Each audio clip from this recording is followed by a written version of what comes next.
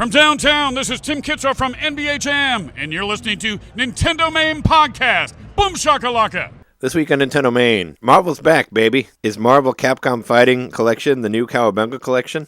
Hey, who's that goblin? That's not Peglin. I watched the biggest TV that you can buy.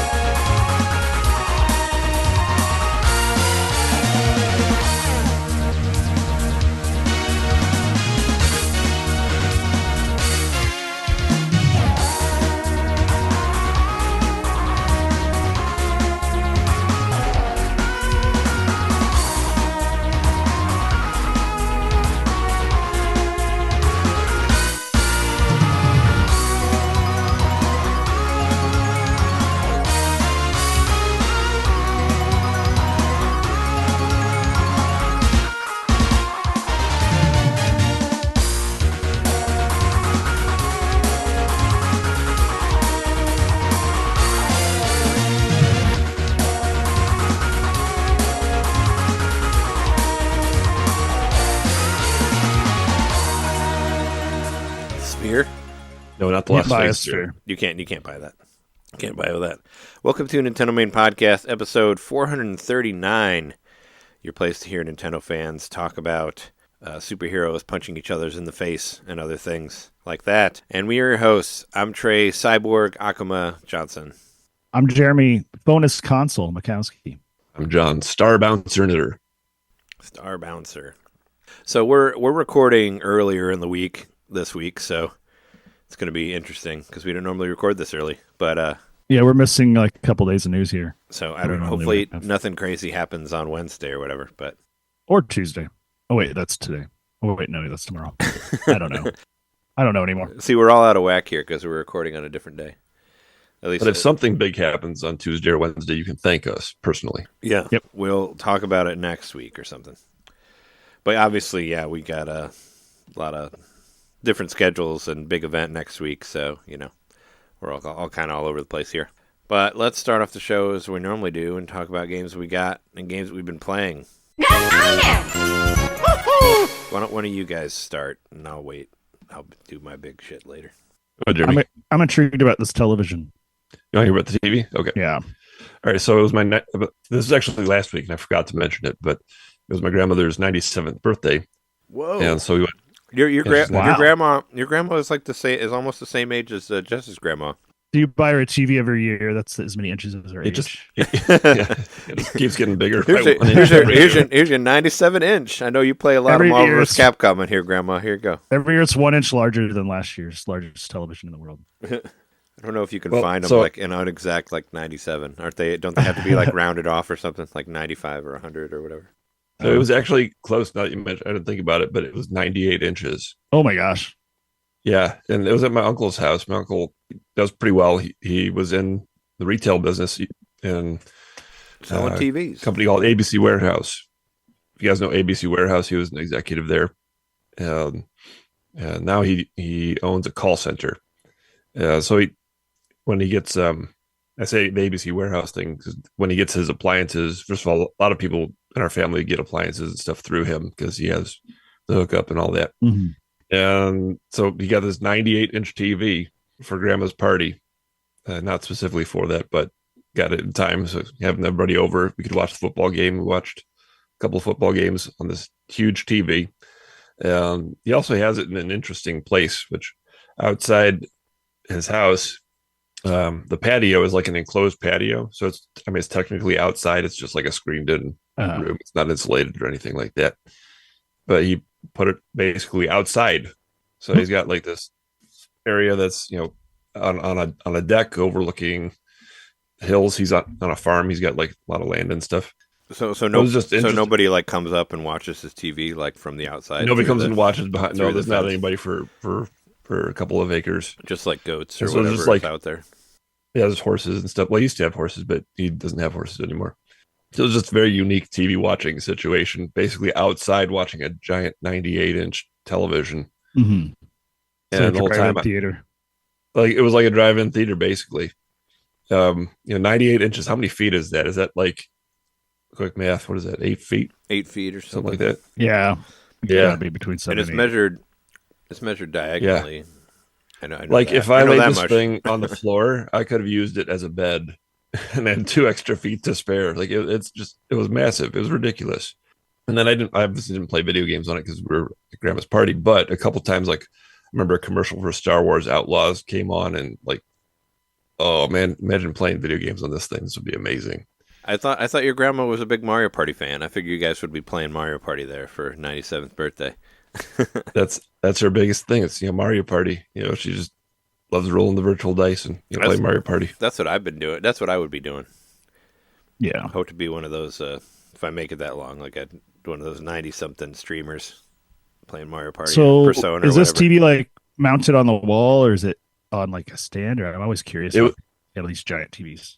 Yeah, it was mounted on the wall, and he said the TV weighs about 200 pounds or something. Yeah, I would imagine it's pretty heavy.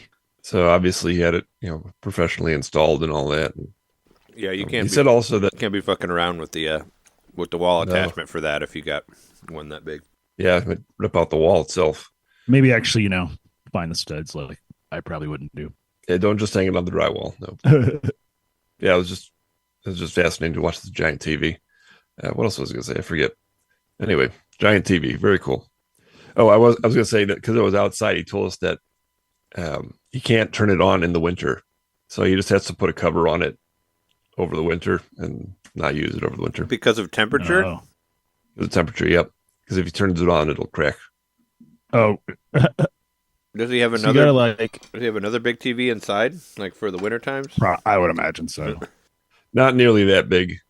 I mean, he's got like your average, 40 or whatever 60-inch TVs, but that was the big one. And according to him, and he would know, that's the biggest TV that you can buy on the market right now. Yeah, you better make sure he unplugs it because you don't want to like walk in and accidentally hit the remote or something. And It turns on and blows a wall out the house. the cat like jumps on. I don't know if he has a cat, but there's like a cat that jumps on a remote. That happens at my house all the time. Believe it or not. Your My cat, cats yeah. turn the TV on and off. Your cats jump on everything. Change the signal of whatever we're watching or playing. It might be the biggest size for whatever that brand is, but you can buy a 115-inch TV from Best Buy right now for $20,000. Oh, okay. No thanks. I'm looking at it right now. That's a lot of money. I mean, I was looking at buying a I don't know what 40-inch brand it was. TV for $150, and I can't even really afford that. So, also, yeah, that's way too big. I don't see a reason to need a bigger TV anytime, but that's what I thought when I bought my TV in 2012. I mean, Jeremy and I, we have the same size TV about, right? It's like a 65-inch. Yeah. I think that's good. I mean, especially for our living room. Like, if it was bigger than that, we'd have to like move our seats back or something. I think it's fine the way where it is. It's perfect for the way our living room's set up too, because we sit about 10 feet from the television, probably. Yeah, we were originally going to try to do it different, and that would have been we would have been way too close. Which that's what Jess said. So it's better we went with the other way. That was my idea, to try to put it in the middle, but it would have been too close to it, and just to try to open up the room better. But it's better the way we have it because you can watch it in any part of the living room or the living room, kitchen, whatever, while you're cooking food or whatever. You can put stuff on the TV. But yeah, those 100-inch ones, giant, big TVs, big. Quote NintenDomain, big TVs are big. Other than that, I've not been doing too much. Been playing Gimmick too. I actually had a good long session with that the other day. Man, I'm really loving this game a lot. Like, they went beyond the assignment, I think. Like, they just had to make another good Gimmick game, and I think they pretty much surpassed it in every way. They made something just bigger on every level. I think I put it in our Slack. The level sizes just feel like more like the size of like a Metroidvania. Not that the game is a Metroidvania, it isn't, but just like the size and scope. It's not like your typical platformer level. This isn't like Mario where you'll breeze through it in 10 minutes or whatever.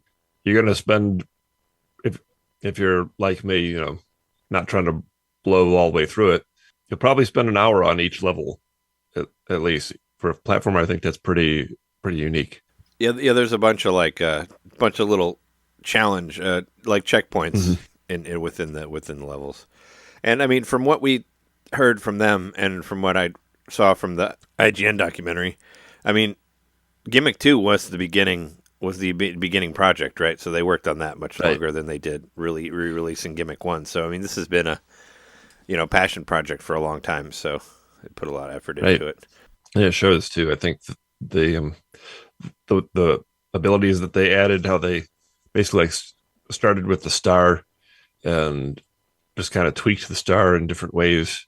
And they kind of said like, how can we use the star in more interesting and unique ways and stuff? Like, I don't know. It just all goes back to the heart of like they were true fans of the original game and found a way to expand upon it, not to like tack things on their ideas, like that didn't necessarily feel like gimmick ideas shoehorned in, as it can sometimes happen with sequels when a new developer takes over. It's like, no, they went to the core of what the original game was, cleaned things up, and their additions were kind of like sprung from what the game already was. They polished it. They polished up the original in every way that they possibly could, and brought out the best in it. And that's Gimmick too. I don't know. I can't recommend this game enough. Yeah, get out there and get it. And I did. I put the Steam code in the description of last week's episode. So if anybody ended up using it, please let us know.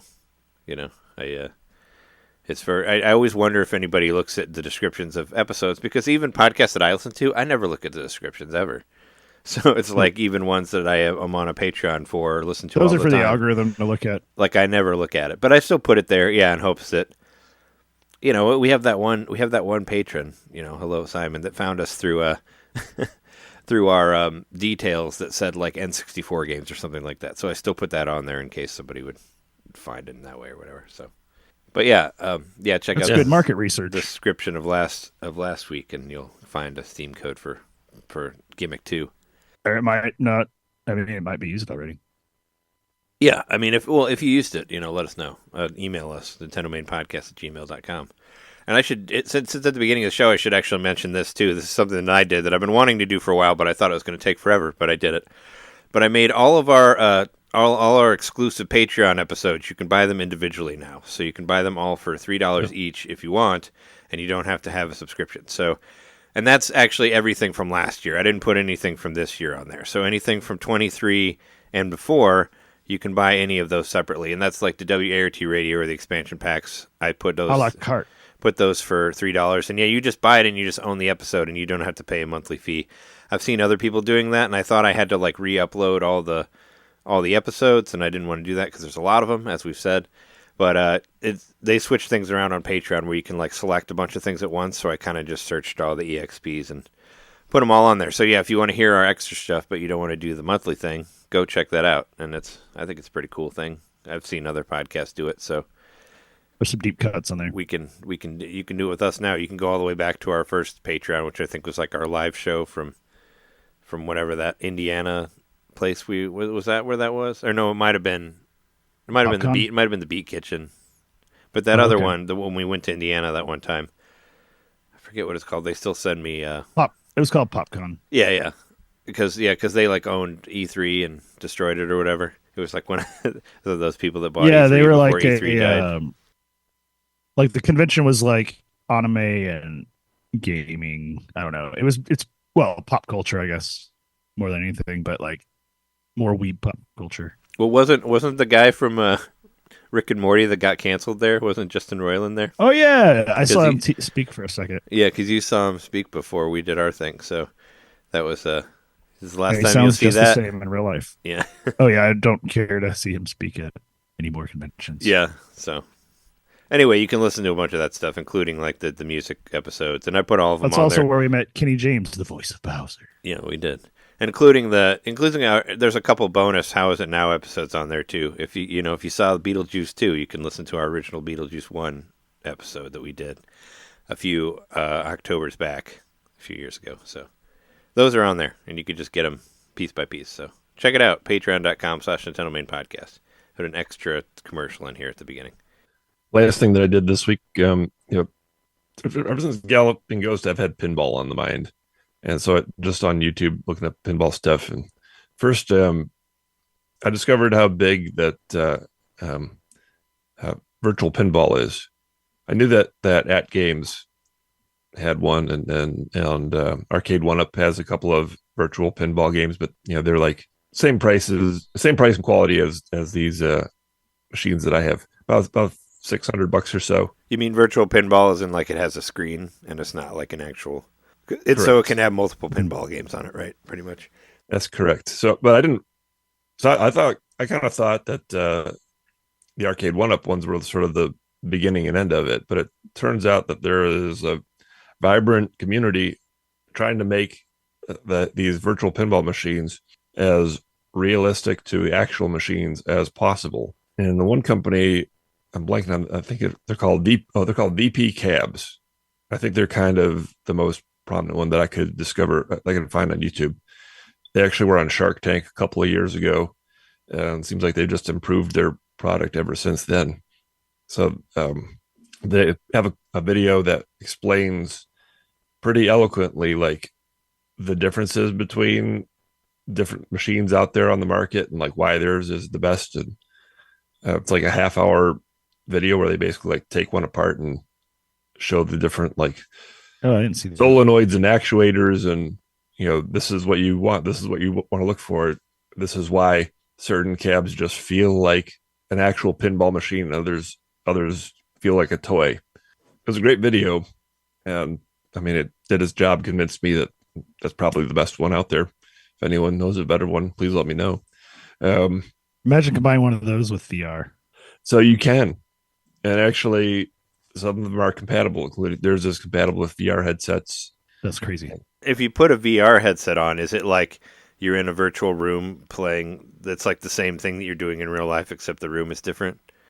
No, it's like there's a pass through on most VR headsets these days, on all VR headsets these days. And so you would see the 3-dimensional pinball table. You see it, and then feel the haptics of it at the same time. You would see it in 3 dimensions. Yeah. But what would you see? Like, would it be like you're a person standing next to a pinball machine? Or would it just be the pinball machine that you would see? VR is that you would stand next to it. Yeah, because if it wants you within like a sphere of influence. Yeah. It would be like you being in your room playing pinball, but you could be in a different place. Like you could put like a background, like a Minecraft background or something. Could you do that? I think you could be like on a raft floating in the ocean. That'd be cool. But then the other thing is it actually makes the table look 3-dimensional. Some of the tables have 3D glasses as well. Not VR headsets, but you can use 3D glasses with them to make it feel like it has depth. Well, I guess that's the same as VR headsets, so never mind. Yeah. Well, what I was thinking about the VR thing is the whatever it's called, the Zen pinball, which that thing is incredibly confusing. I have some notes about that I made a few weeks back about the different apps for that, which you could talk about. But the Marvel ones that they did, when you like pan back and it shows like the room that the pinball is in, it looks like it'll look like whatever you're playing. So like if you're playing like Blade pinball, it'll look like this is Blade's house. Like you'll see like these swords and stuff all around. Or it's like Spider-Man's house. You see like Spider-Man's like outfit like hung up on the corner and all that. That would be a cool thing to do for the virtual, like if it was a VR pinball, is be like, I want to play this pinball game, but let's pretend I'm in like the Batcave or something like that. That'd be cool if you could do, or at least like make those backgrounds for the Marvel games, like make those interactive. Like I'm playing the Fantastic Four game inside of the Baxter Building or whatever, like that. I want to play cool. Medieval Madness, but I'm like down in the ground with the ogres that are ready to pop up. Yeah, Medieval Madness, but you also have to dodge like the balls when they get shot at the castle. They're actually getting shot at you, so you actually have to dodge as well while you're playing, so it doesn't hit you in the head. And if you get hit, you'll like lose a ball already. Well, the best VR pinball game I've ever played is still on the Virtual Boy. Oh yeah, Virtual Pinball. That was a good game. That was the one I played the most. I think was Galactic Pinball. Who needs a sphere when you can have a puck? Yeah, and there's a Metroid in it also. We did a Virtual Boy episode. I'm sure we talked. Yeah, we talked about that. Still can't crawl. Yeah, but there's like you can unlock the ship, or I remember there's a thing. There's one where you can find Samus in the game. But yeah, that's what I would do. You do a little shooty part for virtual pinball. It turns out that these machines are about as expensive, when you get into the good quality ones, are about as expensive as an actual pinball machine. They can run like $6,000-$7,000 or so. And if I had that kind of money, I think I honestly would choose a virtual machine over, if I can only get one, like when I get the one that would let me play 1,000 different games or whatever. Right. But also all the mechanical elements of each of those individual tables. Imagine trying to maintain those on your own. Yeah, exactly. I mean, as I mentioned it, in our Galloping Ghost episode, which I edited half of last night. about working when I worked at a bar that had a pinball machine. I get to see people like take the pinball machines apart, and you see all the like guts of it, and it looks like guts because it kind of hangs down, and there's like these, there's these cables that connect because they like take the top off, and then they take the bottom part off, and then there's all these like loops and stuff that they work on in there, and yeah, it looks incredibly complicated. How often did you see somebody fixing the machines?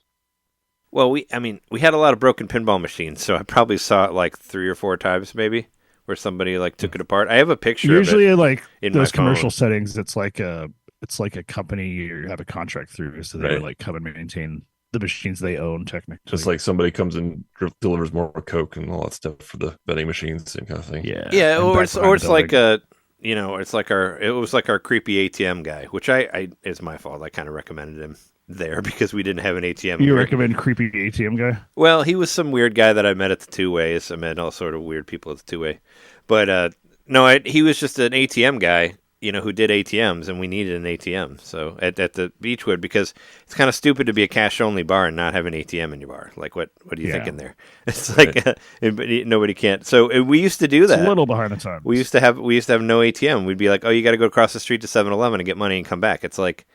That's kind of just gonna get beer. That's kind of killing your business. Well, if you're asking people to leave the bar and get something and come back, like you're already sending them back. Why would they come back? Like, yeah, they could buy beer at 7-Eleven, or they could go to a different bar. It's like you want to keep them in the bar. So anyway, now here in Illinois, you just got to get a couple gambling machines, and then you've got your ATM because that's what they use to cash in and out on it. Oh, sure. Well, there were some bars in Chicago where you would get a free beer from using the ATM in the bar. I remember that.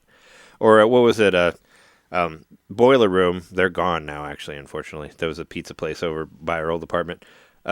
You could get discounts and stuff off of the ATM receipts, like for food and beer and stuff like that, if you use the ATM in the bar. So they do stuff like that. But and yeah, I was like, why did I bring up the ATM guy? Oh yeah. So it's just kind of like that, where you have. And also, he was terrible at it. Like, he would never put that much money into it, so we would run out of it a lot. Like, our ATM would run out of money, so, like, people couldn't get money out of it. So we had to call and be like, Todd. His name's Todd, too. And he's like, Todd, you got to get over here and put money in the ATM, dude. Like, we can't... You got to put more money in this ATM because, we need to top up. It runs out of money. Then, I don't know how he ran that business, but... Whatever. Anyway, we need an ATM. He put it in there. ATM also stands for at the moment, and at the moment we need money. Yes, I should have said that. Mostly, I was just trying to get him there because it was mostly on like Saturdays when we were busy. But yeah, it's like that. We were. I don't know. We had. It was probably somebody from like the '60s or something. This bar was old as fuck, but. Somebody would come in. Basically, whenever a pinball game broke, they would bring in a different pinball game most of the time. But sometimes they would take it apart and look at it, and that's what I saw. That I mentioned that on our Galloping Ghost episode because they brought in the 1942 Capcom game one time, and yeah. But it was kind of if you're like in a bar by yourself and you're just like by a pinball machine, it'll just randomly like play noises just out of nowhere. It can be kind of creepy, especially that bar because that bar had like so much history to it and. All these like really old posters and everything like covered in dust and smoke. Damn it! Like everything was like because whenever we would like set up for Christmas, we'd bring out these Santa Clauses that had like gray faces from all. Or actually, it's more like yellow from all the smoke damage and all that because this is a bar that started in the early '50s, so people have been smoking cigarettes in there forever. So like all the decorations like had that like had like the smoke gunk on it and all that. And it was pretty funny. Like they had some scary ass. Christmas decorations. There's a picture of me somewhere on the internet, like standing next to a Santa Claus. It looks really creepy. That was my Facebook the 50s thing for a minute. Yeah, the 50s decorations were scary. It was like a moving Santa Claus, but it was an older one, like a wind up one something. Yeah, it was creepy. But yeah, they had this big Santa face where the cheeks were all yellow from smoke damage. Yeah, I miss that place. That place got turned into a shitty cocktail bar too, like most dive bars in Chicago Or Santa's still there with his jaundiced cheeks. Whenever they were moving, because the upstairs, the owner, like he was like pretty much born there and lived there his entire life. When they were moving him out, they had people going into the basement, and they were just like wearing masks, and their masks were like covered in like dust and all that. And that I never went down there, but I can imagine that was probably the scariest basement you've ever been into. Like I have no idea what he has down there, and like when it was cleaned last, and how much like. Yeah, it was just terrifying to me, the idea of going into that basement. Jimmy Hoffo's down there. Possibly, I don't know. Yeah, all sorts of weird shit. And that's the Beechwood weekly segment here for NintenDomain podcast. For anybody who wants to know. One more thing I did, pinball related. I watched a documentary. It's free on YouTube. I recommend everybody go give it a shot. It's called Wizard Mode, and it's a profile of this guy and his 20. I think he was 25, 26, who is a pinball champion, and he just happens to be autistic. And pinball is like, as the movie kind of paints it, was something that sort of really helped to ground him and helped him since he was about 5 or 6 years old. They said that he walked into a store with his dad, and there was a pinball machine, and dad gave him a quarter, and that was kind of it. Dad kind of, at that point, I think they said that he didn't talk till he was like 6 or 7, or wasn't saying much till he was 6 or 7. But dad recognized how much the pinball machine just sort of excited him, and ended up buying him a pinball machine. I think it was Whirlwind was the first game that he had. It was a game that like was notable for blasting out air and stuff like that, and had some kind of interesting effects to it. But from there, it's really like this heartwarming, sweet, uplifting type documentary. Does he excel at it, or does he just play it a lot? He excels at it. Yeah, he actually goes to tournaments and stuff, and he has in his room, he's got pinball trophies and medals and all that. Does he like to play different tables, or is he kind of just like hung up on a couple? Because I mean, I know consistency can be a thing for some people on the spectrum.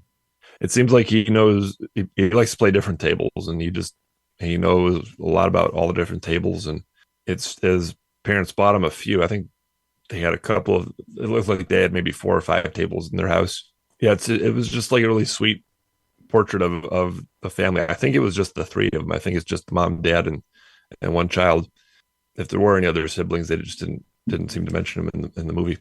But how the parents kind of rally around him and support his pinball playing, it was really sweet. Like they go with him around the country and around the world, even to different tournaments.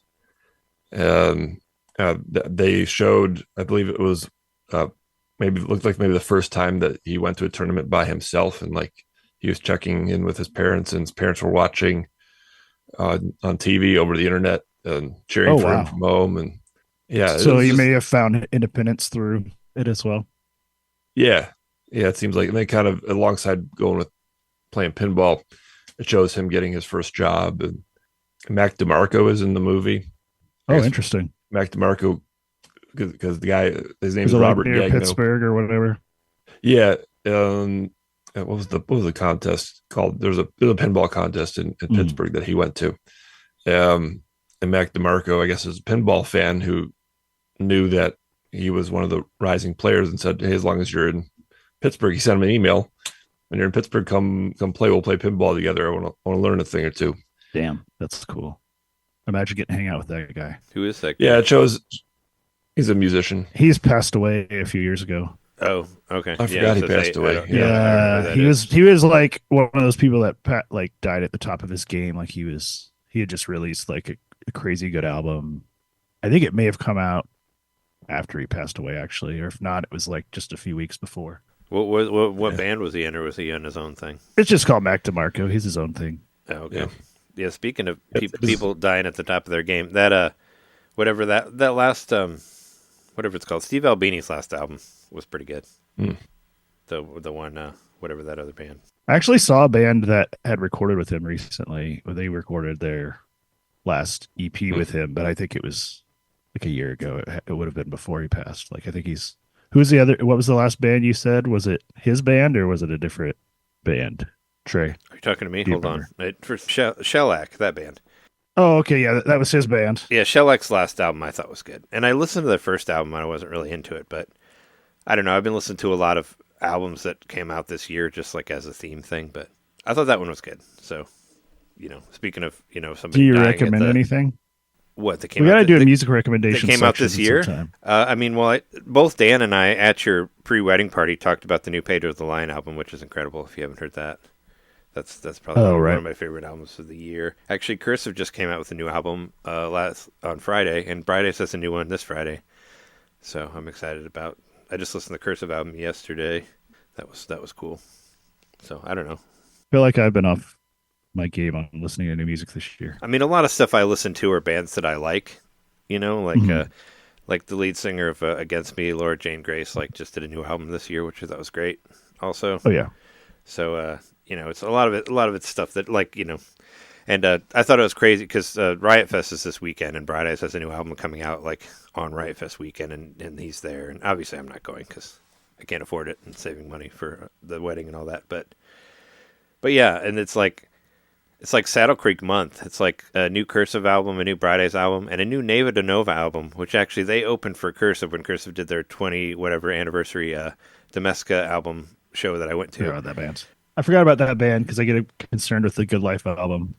Neva de Nova. It's like Novena and Nocturne is. Yeah, I can never remember their name, but I love them. They're great. They're really good. Like that album that I bought on that I bought the vinyl of there is great. Anyway, they haven't made a new album in like years, and they're doing a new album like on your wedding weekend, like on the 27th. So it's like Saddle Creek month here, and there's a new Oceanator album that just came out. That's another band that Jess and I like that we heard about through Pedro the Lion and all that, but. Anyway, yeah, there's some good stuff that came out this year. I could put a list together, whatever. Music section. So, but yeah, Bright Eyes Friday. Listen to it. Listen to it on your Spotify or whatever you use. That last album was really good, the 2021. Contrary to what your brother says, I think it's a great album.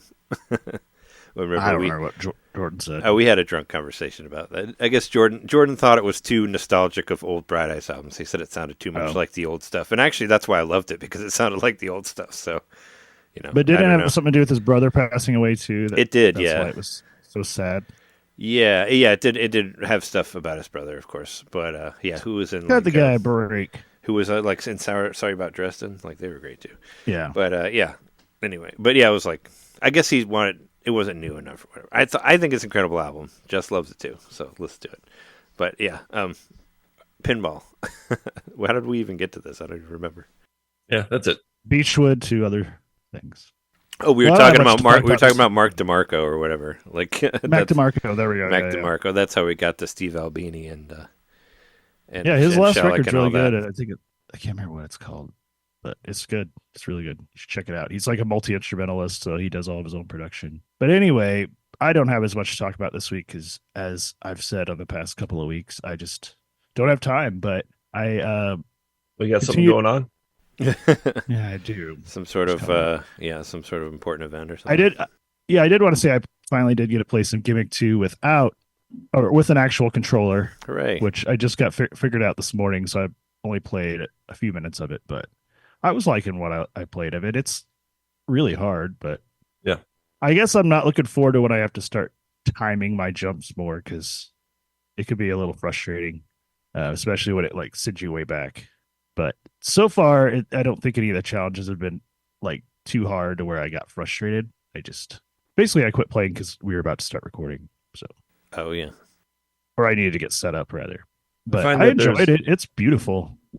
Like, yeah, the other thing I don't think I quite expressed over the last episode was I feel like they nailed the physics to where if it just feels like the original game, like it feels the same as playing the original game. Yeah. And so, although I think I've put in probably 6 hours or maybe 7 hours this week, I had about an hour before the interview that I had actually played it. I feel like I've just jumped right back in. I feel like my hours of playing the original game contributed to my ability to just like pick up and go into this game. And I think that I'm recalling when I first played the original game, there's like a moment. It's one of those games where there's a moment when you get the controls and it just clicks. Like you get exactly how to throw the star to do what you want to do some of the tricky platforming stuff. So I say just stick with it and take a moment to take some time to really play around with the star physics and like the timing of it. And once you get it, you get it. And it's pretty easy to just like do some amazing things where you zip all over the level with the star riding, basically like a roller coaster going through the level. The levels are designed in such a way that you can do that too. I didn't realize it until I was playing Gimmick 2 that Animal Well totally ripped off Gimmick with the with the whatever you call it, with the frisbee, riding on the frisbee mechanic, where you throw it and they jump on it. Like that's a Gimmick thing. They stole that from Gimmick. Because in the original one, you would throw the star and jump on the star, and it would take you to different places. And I didn't realize that until I was playing Gimmick 2, and I was like, "Oh yeah, that was in Gimmick." I would say Animal Well has a similar feeling physics too. Yeah, it's more forgiving. The big thing for Gimmick 2 for me, and maybe it was somewhat for you too, Jeremy, is like you kind of have to just rewire your brain. Like if you're used to like playing like Mario Brothers or Donkey Kong or whatever, we have to hold Y to run. You have to kind of rethink it because it doesn't work like that at all. Like there's no run button. It's all about, like John was saying, it's like physics. So you need like a downhill path, like to get you to go farther, to jump, to like that sort of thing. Mm-hmm. It's all about momentum and whatnot. So you kind of have to rewire your brain in that way. The bad guys always pop out right when you're done with one of those big jumps. They'll like appear where you're trying to jump. So you got to be ready for that shit too. Yeah, they got some of that. That knockback will the knockback into the spikes. They got the jump scare troll stuff or whatever, where it's like, oh no, there was one section in the second level where I was like, I just felt like it went on forever before the next checkpoint. And I was just like just barely moving because I know something's gonna jump out and kill me, and I'll have to go back to the beginning again. And there's a couple. It took a while for me to figure out the star bounces higher if you throw it from higher, and that's part of the puzzle too. Oh yeah, there's a lot of stuff about that which is cool too. Yeah, where you if you throw it from the higher, velocity, and especially when you're putting those like the star, what do they call it? Like the they had a name for it. I thought it was like a star shelf or something like that. They said in the interview they had a specific name for it. I think you called it a star slot. Where you where you put the star in and then like something will change. Usually it's like so far I've just seen those platforms, but I liked it when you like, you're jumping and then you refresh your star and then the other platform pops up, in midair. That's pretty cool. I was just saying, adding those star slots really helps you to think more about like the way the physics of the star and like way it would bounce and stuff. Because you'll see it at a place and you'll be like, how do I get it there? And then you start doing the but that's where you totally jump an and drop Animal it Well from different areas. Yeah. Where you're like deploying and like undoing stuff because you have that like remote that changes the switches that you use kind of the same way. Well, the star slot was a new addition to Gimmick 2. It actually didn't do that in Gimmick 1. But so it might have been inspired by something else. I don't know. But it was inspired by Wonderling. He said that in the interview because they had that in there. They're in there by their other. I was saying the Animal Well, whatever that is. No, the star slots aren't in Animal Well. What's in Animal Well is riding your item after you throw it, which is already in Gimmick. Yeah. Gotcha. It doesn't have star slots, but it has this remote that'll activate switches and you turn on and off platforms like while you're moving through the air doing platforming. Oh, that's cool. There's one other suggestion I have if you're having trouble with the controls. The default in Gimmick 2 is not exactly how it was in Gimmick 1. In Gimmick 1, to summon your star, you had to hold B. It wasn't just a tap of B and the star appeared. You hold B, which I think feels more comfortable. So you can change it back in the settings in Gimmick 2 to have you hold to summon the star. I think that makes it a little bit more intuitive. It just feels better to me. So if you're having trouble with it, play around with that and make sure you can like charge to summon the star. I think that just feels better. I mean, I like it so far, and I haven't had enough time playing it to whether or not I would give up on it. But given that it was a free game in this time crunch where I'm not like buying new games, something new to play, I'm probably going to play it more. Yeah, because it's a new free game that seems pretty solid. So I'll play it more this week. It looks great, and it's on the laptop, so it's essentially a mobile game for me. But the last thing is, I of course played a lot of Peglin, and I took my method to the next level of, I was talking about playing it on the TV last week. Well, now I connected my Bluetooth controller to my phone, and I'm playing it on the TV. So my phone's just like sitting over on the charger, and as I said at the top of the show, the phone has become the console. So your controller's connected to your phone, but your phone is mirroring to the TV, but you're not touching your phone. That's interesting. I've never done that before. And I actually liked it. I like it because it makes the controls more incremental. Okay, the touch screen just is kind of annoying, and this lets you. I don't know. I feel like I'm getting more precise shots and more better like timed shots this way. It's like you're Are you playing, experiencing like any you're playing lag on when you do Switch. that? There might be lag, but it's not enough to affect the game as far as I can tell.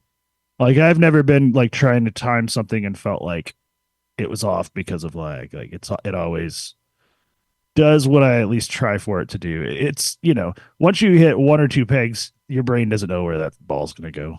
There's like too many variables, so It's kind of it's like you really only need like for that initial shot or maybe after one bounce. And that's about as far ahead as I could think, at least. And there's actually a power up that gives you that extra little it shows your bounce and like where it's going to go. So if you have that power up, it's perfect. But I love it. I actually unlocked a new character, and I don't know how. I don't know what the it's that I thought it was because of the bulwark, because I got my bulwark up to like 80 something one round, and I think it has to be 100. Right? I didn't. It has to be. You have to have over 100 100, excess. yeah, So yeah. yeah, I almost got there, but I thought maybe it was cumulative, which it wasn't. So, but I unlocked the spin venter. That's the one? So I actually have a second character. That's the one with the glasses and like the lab coat, right? Yeah, because just got that one too. Was it? Did you unlock it yesterday? Did both of you unlock it at the same time somehow? Yeah, I unlocked it yesterday. Yeah, because Jess has been But playing. I don't remember what the settings were. Been playing it on Switch. Well, I don't know what I did. What they were telling me is that you have to like create slimes and bounce off of slime balls a certain amount of time to get it. Okay, at least that's what they did for. And they've been playing it on the Switch version because that was totally an accident. Because I bought it and then like you can game swap or you can game share if you have your profile on another Switch, but you can't play at the same time. But so whenever I go to work, they've been playing it on there, and I saw the little spin venter guy. He looks cute. He's got goggles and a coat and all that, and so he starts out with he's like Peglin starts out with having like one extra thing available as a choice. So on this, every time you get with this character, whenever you get a treasure chest, you just have to take whatever it offers you. There's just one thing. So that's a pretty big difference. But what I didn't know if it was why, but maybe it was that I beat it with Crucible level 2. And after I beat with Crucible level 2, that's when the spin venter unlocked. So maybe it had nothing to do with that. Maybe I just happened to do all the slimy stuff that run. But I was really focused on the bulwark because I had like 3 of those pegs like fully maxed out, or those orbs, and then I also had a couple of different things that were like adding extra. Like you would get 1 or 2 extra every time you got it. So I got it up so high, but just not high enough, and I ended up clearing that round. So like it's like, damn it, I can't keep trying. That's all you can do after you beat the 3rd boss. But what it does for the next round, because like each of those crucibles is like trying it out with a harder, slightly harder version. And for Crucible 3, it takes away one of the refresh pegs on each board. So it just makes it a little bit harder. Oh, okay. And then I think it also maintains the last one, which is that mini bosses will replace some of the question marks. The mini bosses are good though, because they always give you like a treasure that helps you out. Anyway, I love this game. I've played 37 total matches. I've only got 4 wins out of all those matches. So, I mean, it's tough, but I keep playing it.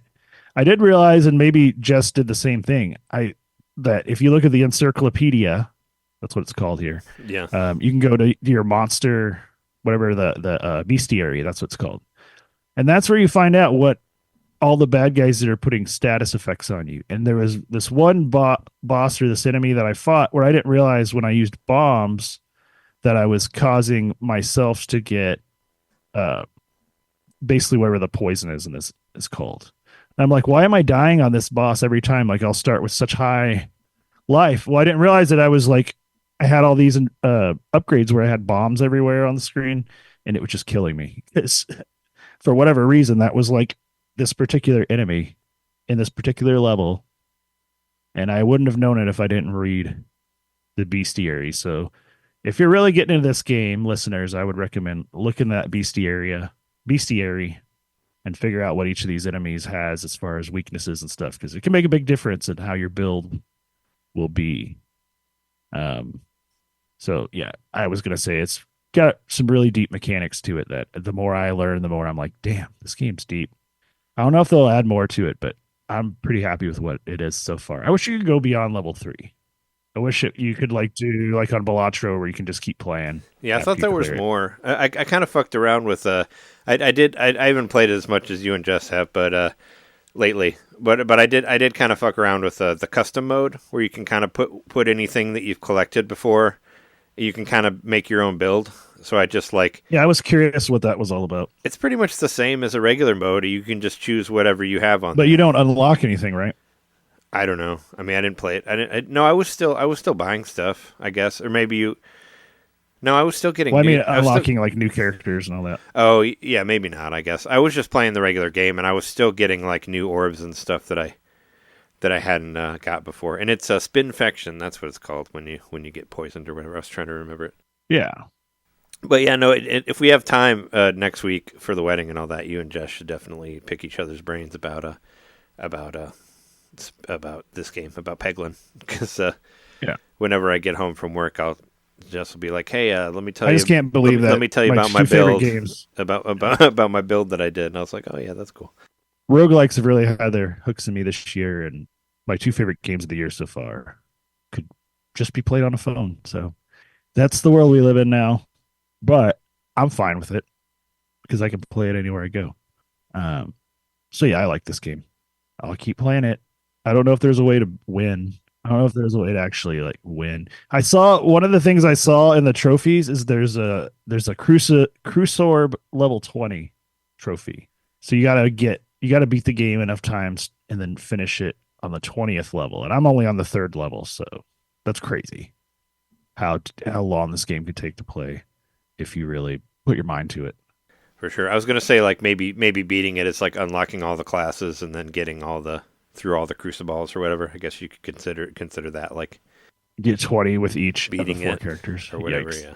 So, but yeah, I'm glad that both of you are still getting a lot of fun out of it, and I still like it. And I played it a lot on my phone just when I was like waiting around. It's so nice to have something to do other than fucking look at social media. You know, it's because that's I agree, because that's so draining, especially like Facebook. Facebook is just like really, really dove. Like it's like it went to like nothing because it's 100% ads now. I don't know what I did to it. Yeah, I don't know. It's all ads. Understand what I'm doing. And it's because you stopped liking stuff.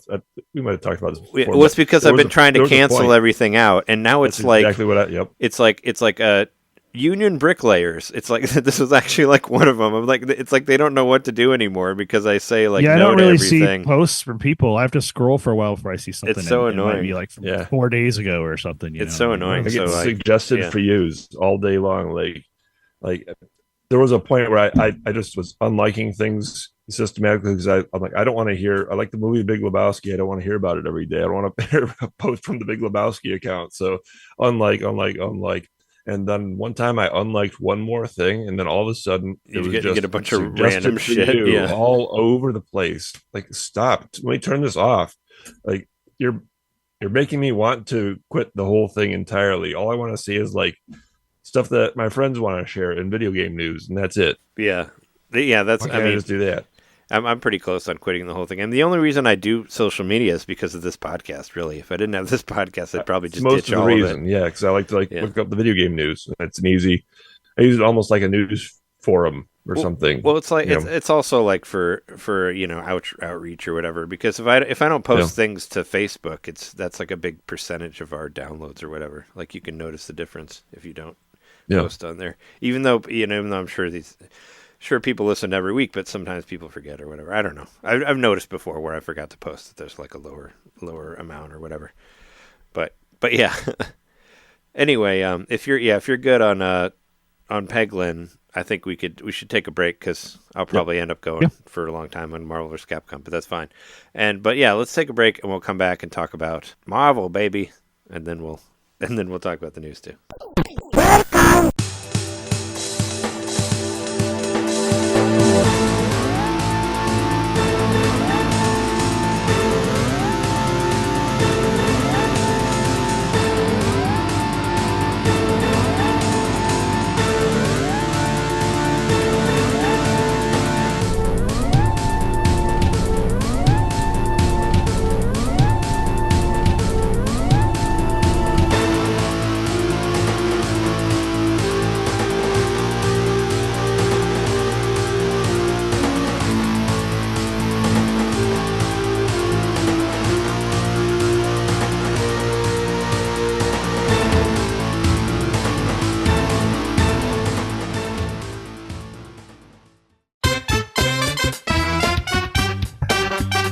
Hey, you. It's me, Mario. Yeah, you. Subscribe to our Patreon to hear our bonus shows, which happen every month. I'm tired. Tired of all the big corporate podcasts spoon-feeding you the same old video game news on every single show? Spaghetti. Ravioli. Then expand! With NintenDomain Expansion Pack. It's us talking about old games that were important to us. It's us interviewing people that we meet at conventions. And heck, it's live shows from those same conventions. It's basically everything you could want that NintenDomain ever made. Here we go! And it's just $1 a month. That's less than a bad indie on the eShop. It's $12 a year, which is less than Nintendo Switch Online. Thank you so much for subscribing to our Patreon and supporting NintenDomain. Just go to patreon.com/NintenDomain podcast and, hey, Mario, let go. Whoa! He's throwing us back to the show. So long, Bowser. Patreon.com/NintenDomain podcast. Game over.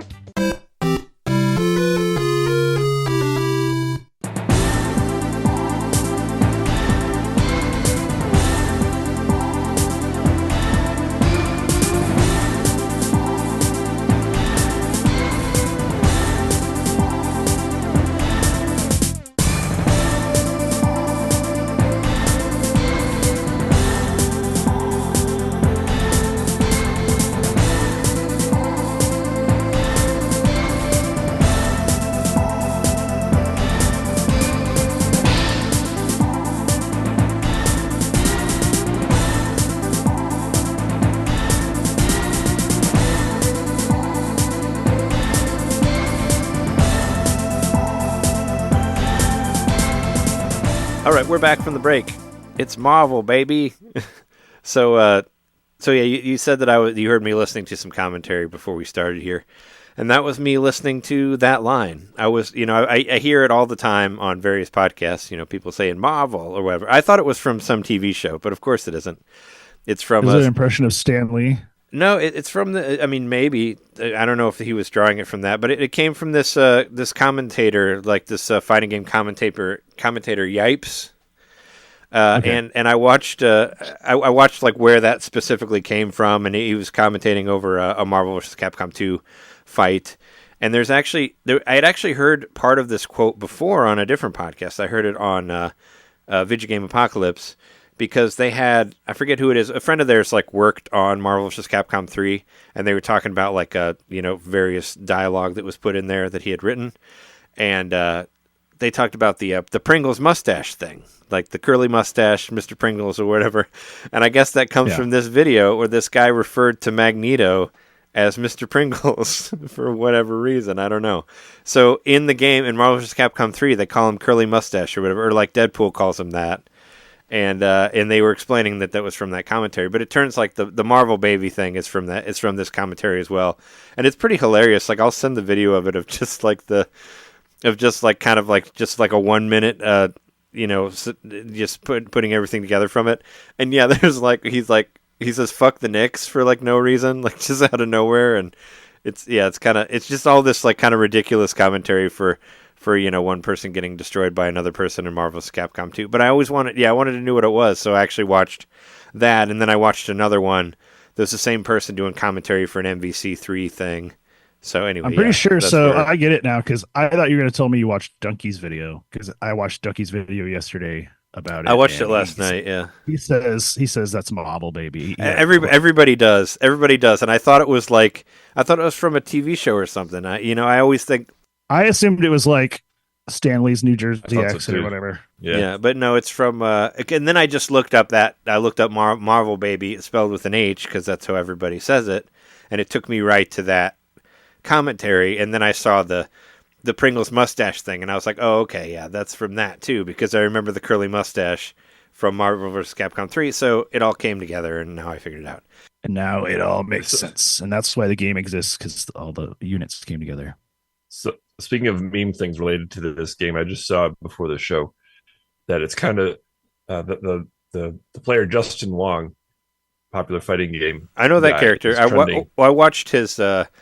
I watched his breakdown on how to play MVC2, and man, he gets really complicated. Like I can't follow it. He's like, well, if you want to use like a projectile this thing, if you want to do an anti-air this thing, and I'm like, wow, it's like even picking your assist is like a part of it. It's just like He's trending now because of the game, and people are complaining to Capcom that the game is broken because there's this one guy who just keeps like destroying everybody, but it's all tongue in cheek. Oh, I saw he posted a video about that too. I've just my Facebook or not fuck Facebook. My YouTube has kind of got a little overloaded with fighting game with FGC stuff, which is good because that's where I am now. But because I've been watching a lot of videos about leverless combos and stuff like that, and then it just sends me a bunch of shit about Street Fighter and Marvel vs. Capcom or whatever. But that's great because I like those games, so it doesn't matter. But yeah, Marvel vs. Capcom Collection is out now. Shake and I played it like right after we recorded last week, Wednesday night. Sorry, the audio's a little hot on Shake's end. That's my fault. I was so excited about it that I forgot to adjust the levels.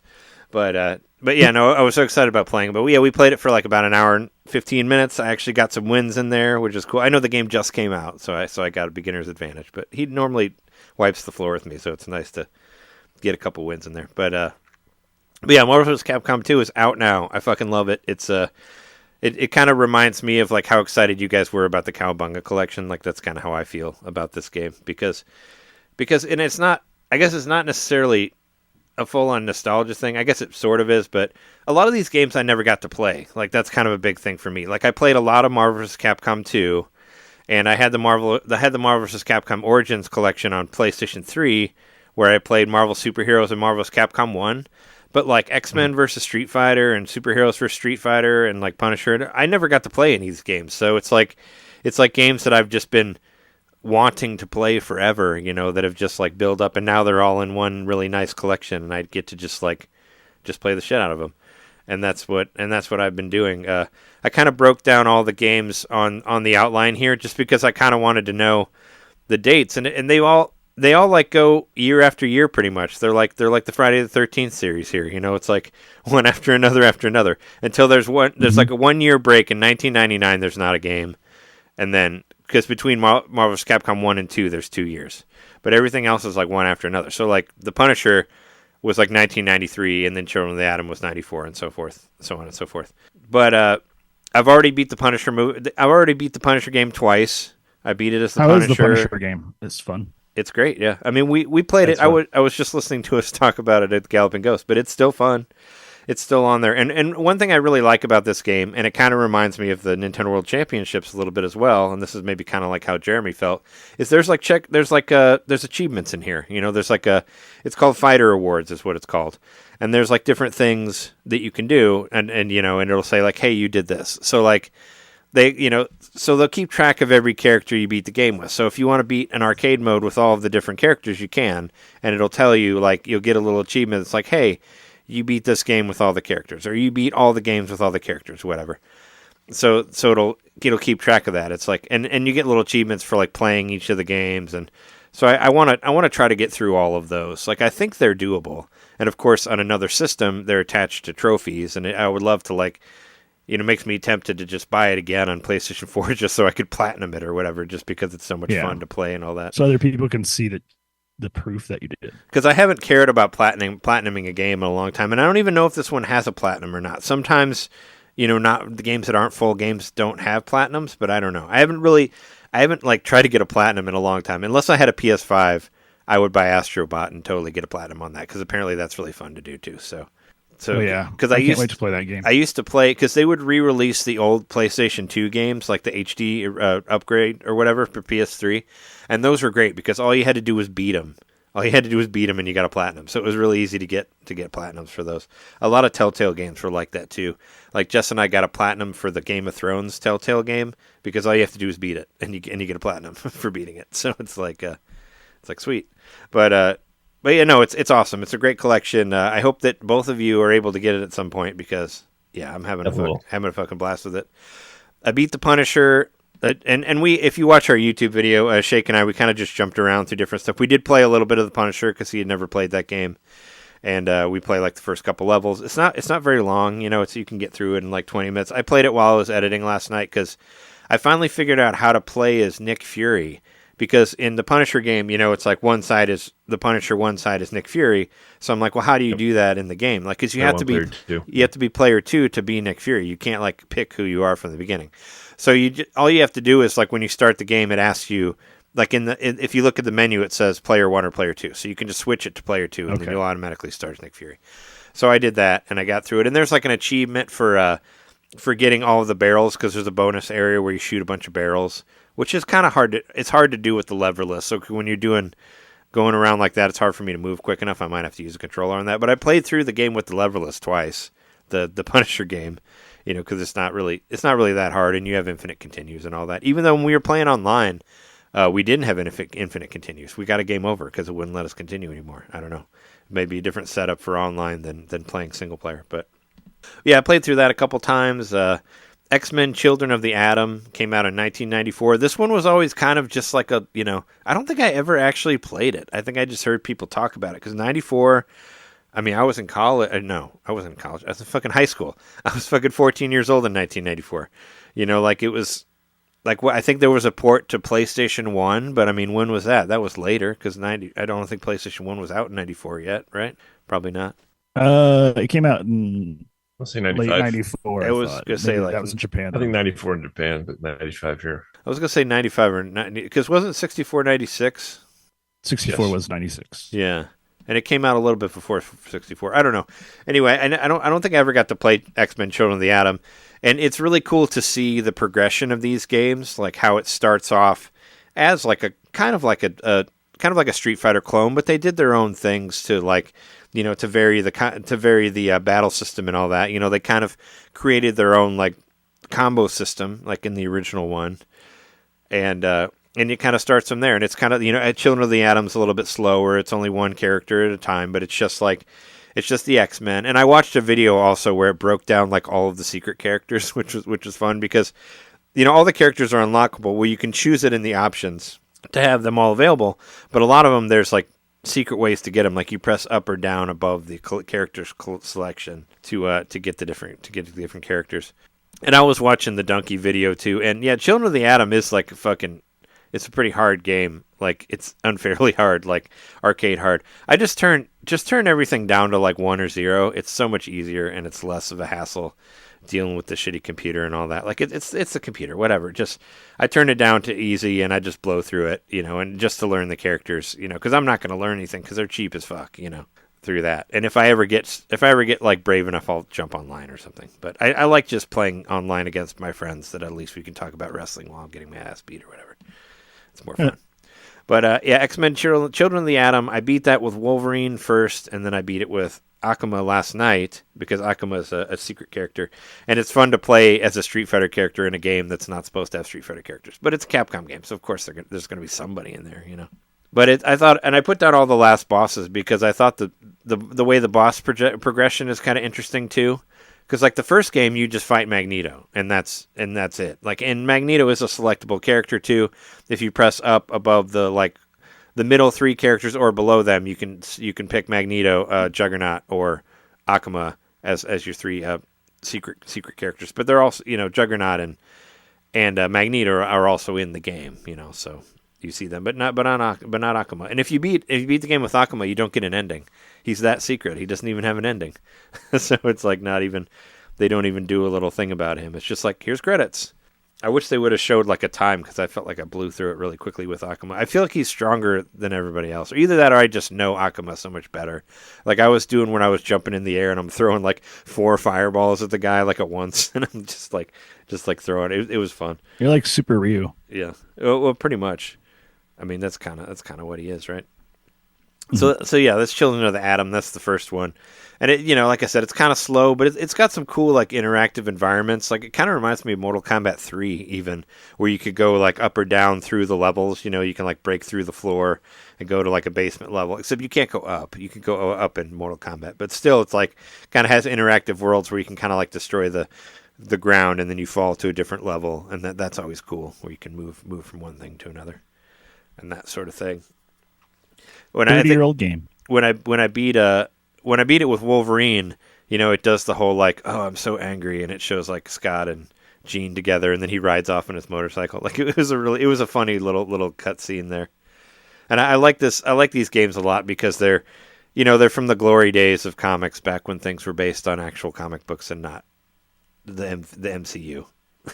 So and even like I know there were like cartoon series out, but these games were specifically based on the comic books because there's a character in there that that was never in any of the shows. Like that. I mean, there's plenty of characters that are in there where they were never in the cartoon shows.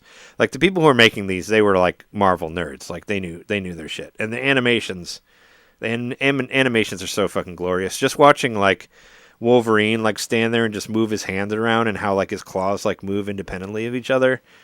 Man, I could just watch that all day. It looks so cool. Like just watching them so many more frames. Just like yeah, it looks incredible. Like just the way it's animated, it looks so good. Like all the characters, this is the way one of they those move games and all that. This whole series rather is one of those games that just made me want to get like PlayStation and other systems that had these games on them. I think they have aged like fine wine. You don't get that with a lot of games. Yeah, apparently there's like infinite combos and stuff in there, and they're kind of broken, as in like some characters are way more powerful than others. But I'm not to that level of talent to get to unlock all those.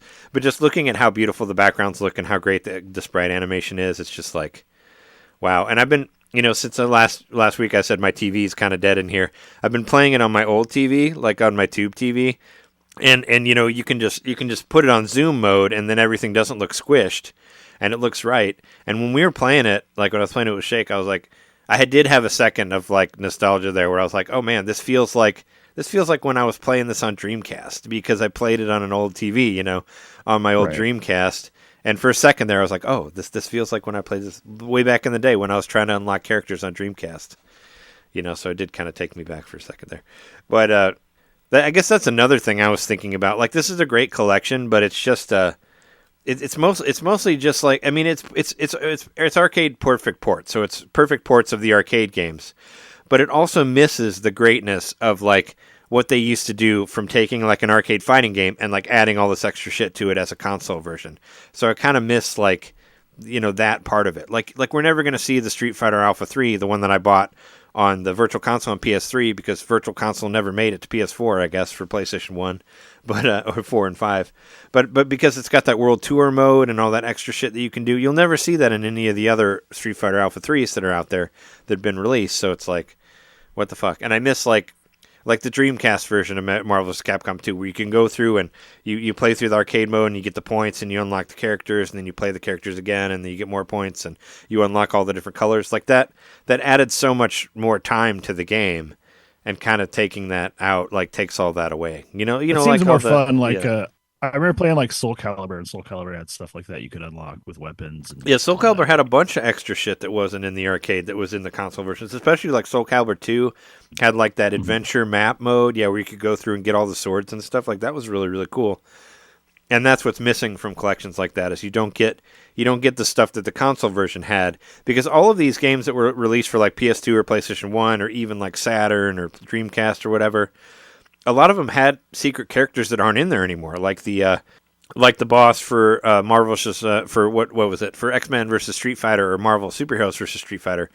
You used to be able to play that boss on like the PS1 or whatever, and you can't do that because it's not available in the arcade. And same with like later bosses and stuff like that, which is kind of like, what the fuck. So what else? So the next one is Marvel Superheroes, and that came out in 1995. I beat the game with Doctor Doom, who's a secret character. Same thing, you just press up above the top 3 characters. The last boss is Thanos, and this one it basically goes around the Infinity War story, which we all know from from whatever the Avengers movies. But yeah, this is kind of the Avenger movie, the video game. Yeah, well, this in arcade form. I mean, we all knew about the Infinity Gauntlet and Infinity War and all that for people who read the comics. I didn't know that this went that far back. Oh, well, I mean, I think that storyline, I would guess it's probably from early 90s, but don't quote me on that. I think it was 91, what I heard. The original one? I mean, I've read it. Classic of a storyline. I've read it, and I have some of the original comics of it. But I read it on Marvel Unlimited actually when Infinity War came out. I read the Infinity Gauntlet series, because I was trying to stay away from spoilers online, and I was on a job, so I just read the. I'm surprised that since you're like so into Marvel that you haven't dipped your toe into the comic books, John, because they do really good deals. Like they were selling Marvel Unlimited for like 97 cents when X-Men 97 came out, and you could just, I don't know, maybe you don't have any interest in reading the old X-Men comics or whatever, but you could get, I mean, it's basically like a comic book streaming service, but you get like so much shit. Like if you're interested in reading what all the stories are based on, like there's like I think I would be more millions of interested in comics in getting, there that you can read like, on your phone.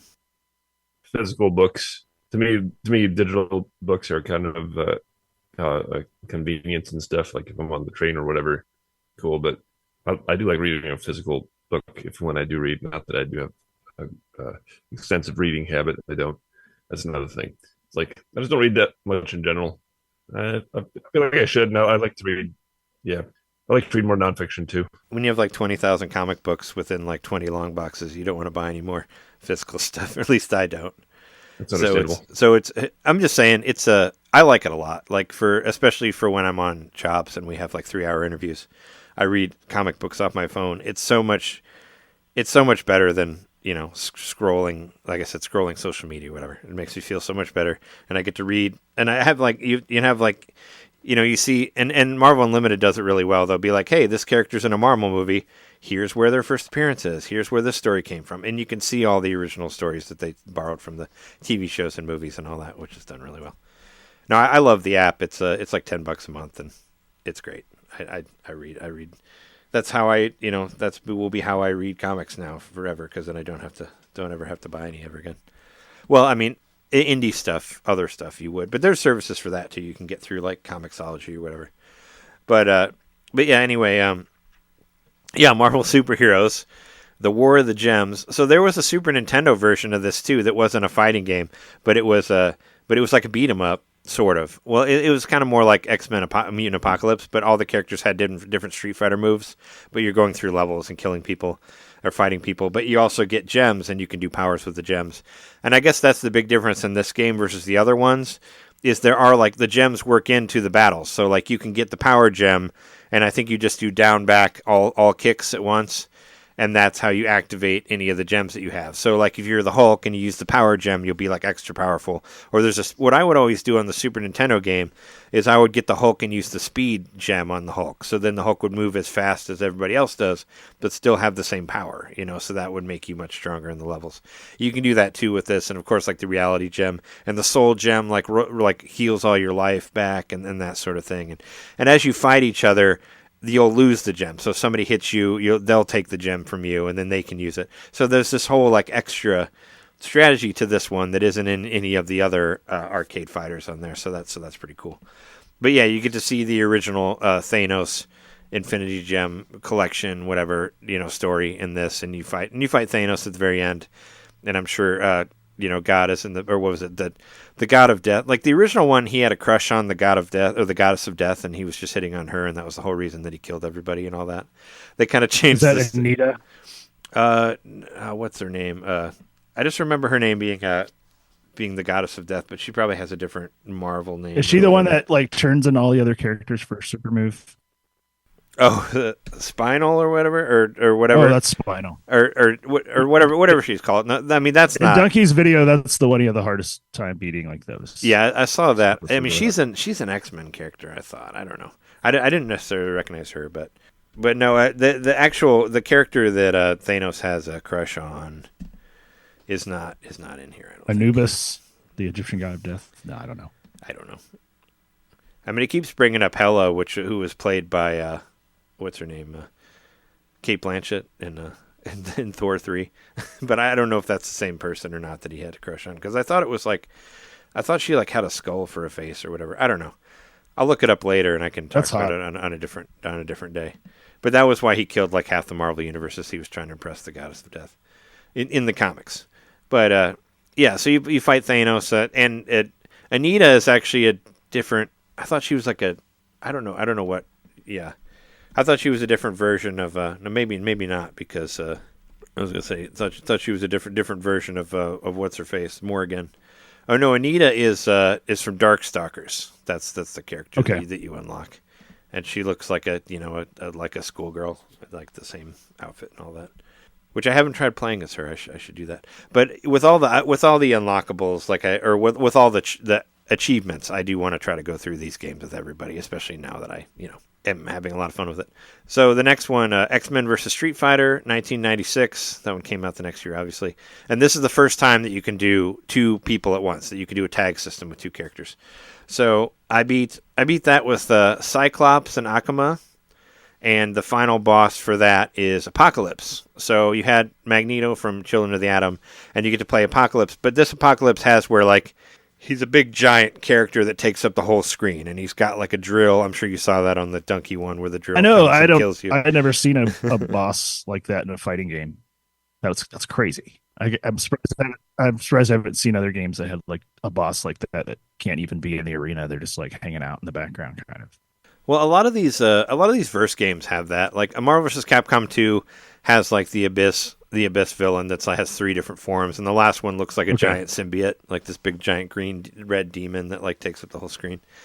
So what was it in Tatsunoko versus Capcom? You actually fight the villain from Okami at the end, and it's that giant ball that like kills the world. So we fight a giant boss on that too, which I always thought that was really weird because Okami's like. None of the characters from Okami are in the game, but the like big ball thing that you fight at the end of the game is like the boss of the whole thing. So Okami is there in its own way. And then Amaterasu, I think, was in Marvel vs. Capcom 3, so they did bring it back. They did bring it back later. Nice. But they do the kind of like, and they do that in a lot of these where it takes up the whole screen, and that's cool. I like that. X-Men vs. Street Fighter, yeah. So you fight Apocalypse. But then you have to fight your own partner after that, which I was like, what? I didn't expect that. So it's like you get to the end, and then you have to fight whoever you have. So, and also Akuma, I think, is the only secret character. He's on the top. You go all the way to the top, and you can find him on there, and play as him. And I love using them Street Fighter characters, so I chose him. I chose him on there to fight Apocalypse. And there is actually a code for Marvel vs. Superheroes, the next one that came out in 1997, where you can do the same thing where you can fight your partner at the end as well. Because I guess you don't do that at the end of this one, but you can. But Marvel Superheroes vs. Street Fighter, this is the one you probably heard of if you listen to the Retronauts like I did, because this one has Norimaru in there on the Japanese only version, and that's the Japanese comedian that's a character on there. And he looks, he basically kind of looks like a caricature. He's like an animation. He kind of reminds me of like how Phoenix Wright was in like Marvel vs. Capcom 3, where he like trips and falls on people. He doesn't actually like know how to fight, but they have to find a way for him to fight in there. But it's just kind of wild that he's in there. It's like, oh yeah, there he is. It's like Mr. Magoo. So fighter. He's only in the Japanese version because Marvel didn't want a comedian in their fighting game. I understand. They're like, well, we don't want this fucking comedian guy in here against all these like legend superheroes. Who we got like Dennis Leary or something. That would be hilarious. If there was Dennis Leary in a fighting game, I would totally buy that game. All he does is like talk about cancer and throw cigarettes at you or something. Mm-hmm. Throw cigarette butts at you. But so he's in there in the Japanese only version. I thought about beating the game with him, but then the ending would be all in Japanese. I guess I could try to translate it on my phone. But the actual last boss of this one, so you do play Apocalypse again, but after Apocalypse you fight Cyber Akuma, and that's what my middle name was at the beginning of the show. And Cyber Akuma basically, it's like Akuma, but he's got all these metal parts to him, and you can like shoot your hand off, and it explodes, and the guy like turns into fire and all that. It's really cool. And it's only one character, so you can select Cyber Akuma as a secret character in this game, but you only get to choose one. You can't actually do a team because he's so overpowered. But you can play through the game with him, and I did last night, and I swear I did it in a couple minutes. Like he's so OP, and you can do these crazy super moves and. He's so much fun to play as. Like, really, he looks cool. Like, I really like his design and all that. It looks like Akuma meets Terminator or whatever. Dr. Wily get a hold of him or something? Is that like, does that explain why he's cyber? There's no story to it, and once again, if you beat the game with him, there's no ending. He has no ending because he's a secret character. It just seems like that would be a good crossover with Mega Man. I guess that would make sense. To me, he looks like Terminator. He looks like Akuma Terminator or whatever. But yeah, it could be like Yeah, it would make more sense for Dr. Wily to do it because it's within the Capcom Mega Man universe and all that. And what else is there? There's a Mecha Zangief is in there, which is pretty cool. It's like Zangief with some armor levels, so there's sometimes you can get punched a couple times so you don't get hurt. But Mecha Zangief actually blows fire, like has this move where he blows fire that almost takes up the whole screen, and that's really cool. And he's like darker too. He's like he reminds me of like Mecha Hawk from Pilot Wings, but Mecha Zangief. I haven't really fucked around with him as much, but it's just it's cool that he's in there. There's It's kind of cyberpunk.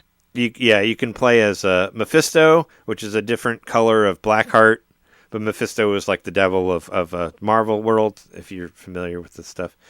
Evil Sakura, which is basically kind of like it's kind of like Evil Ryu, I guess. She kind of has like sort of Akuma moves. Shadow, which is like Charlie, except it's Shadow version. Guile's friend that died, who's in Alpha. U.S. Agent, who's a different color of Captain America, but we saw U.S. Agent in what was it, the Winter Soldier TV show or whatever on Disney Plus. He was in there. And Armor Spider-Man, which I always remember that was cool. It's like the gray suit Spider-Man, and you have extra armor, of course, for that. Those are the hidden characters in that game. Let's move on to Marvel vs. Capcom 1. Oh yeah, and Marvel Superheroes vs. Street Fighter. I beat that with Ryu and Ken. And their ending is they actually wake up from a dream, and they were just dreaming about fighting Marvel characters. So that's kind of funny. I really like that ending. They like wake up at it's like I forget Ryu or Ken or one of them sleeping under a tree. They're like, oh yeah, I was dreaming about Marvel, and that's the way it ends.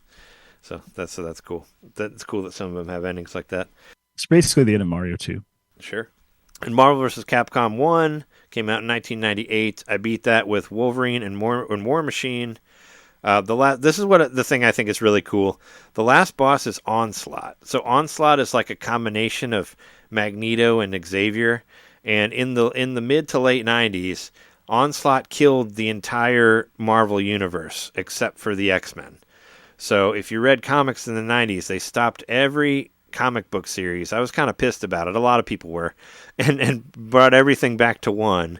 So they killed like the Avengers and the Fantastic Four, and they killed everybody except for Was the there a X-Men. strike or something?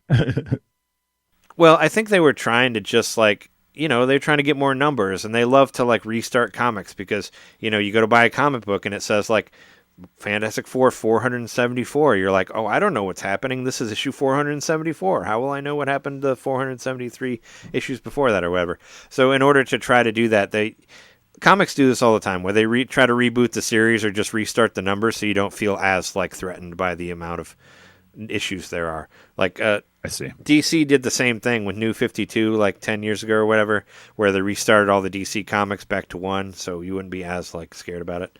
And Marvel did it the same. They've done it multiple times. Like they even stopped the Fantastic Four comic for a while and then brought it back. Like whenever the Josh Trank movie came out, they ended it and then they brought it back again. But it'll actually put the real number on it now. Like it'll be like, here's what it says, but here's the actual number, because they still want to keep track of how many issues they've done. But yeah, Onslaught, you get to fight Onslaught, and that kind of blew my mind in '98 that there was a character from the comic books that wasn't in any of the cartoons that was like, here he is, and he kills everybody, and I was like, oh my god, that's from the comic book, and it's in a game. Like, what? This is insane. So is he literally a combination of Xavier and Magneto, or does he just have similar powers? It's something like that. Like the actual, let's see, the actual description is like he has like the here. Hold on, let me. I've looked it up before because I thought he had something to do with. So he has like the psychic powers of Xavier, but the magnetic or the telekinesis of Magneto or something. So Onslaught is a sentient psionic. He's a psionic entity created from the consciousness of Professor Xavier and Magneto. Okay. So he's like the spirit of Xavier and Magneto put together in like a super mutant entity. He's their Robo Baby. But he also had something to do with Franklin Richards, who was Reed Richards' son, who's like the most powerful mutant. He like he can create like alternate dimensions in his spare time or whatever, like through his ability. Anyway, this is like WandaVision. It was like a huge, yeah, sort of. But his are real. Like he can actually create worlds. He's basically like a little kid god creature or whatever. But So Onslaught is the final boss in there, and it's another like where it kind of takes up the whole level, and there's different secret characters. There's like Orange Venom. It's mostly like different colored, but I watched a breakdown of like how they work differently. Like I think Orange Venom is faster, and he kind of has a shadow mode where like when he moves around, it kind of looks like two Venoms, like that sort of thing. There's Orange Venom. Gold War Machine I think has higher armor. There's an Orange Hulk.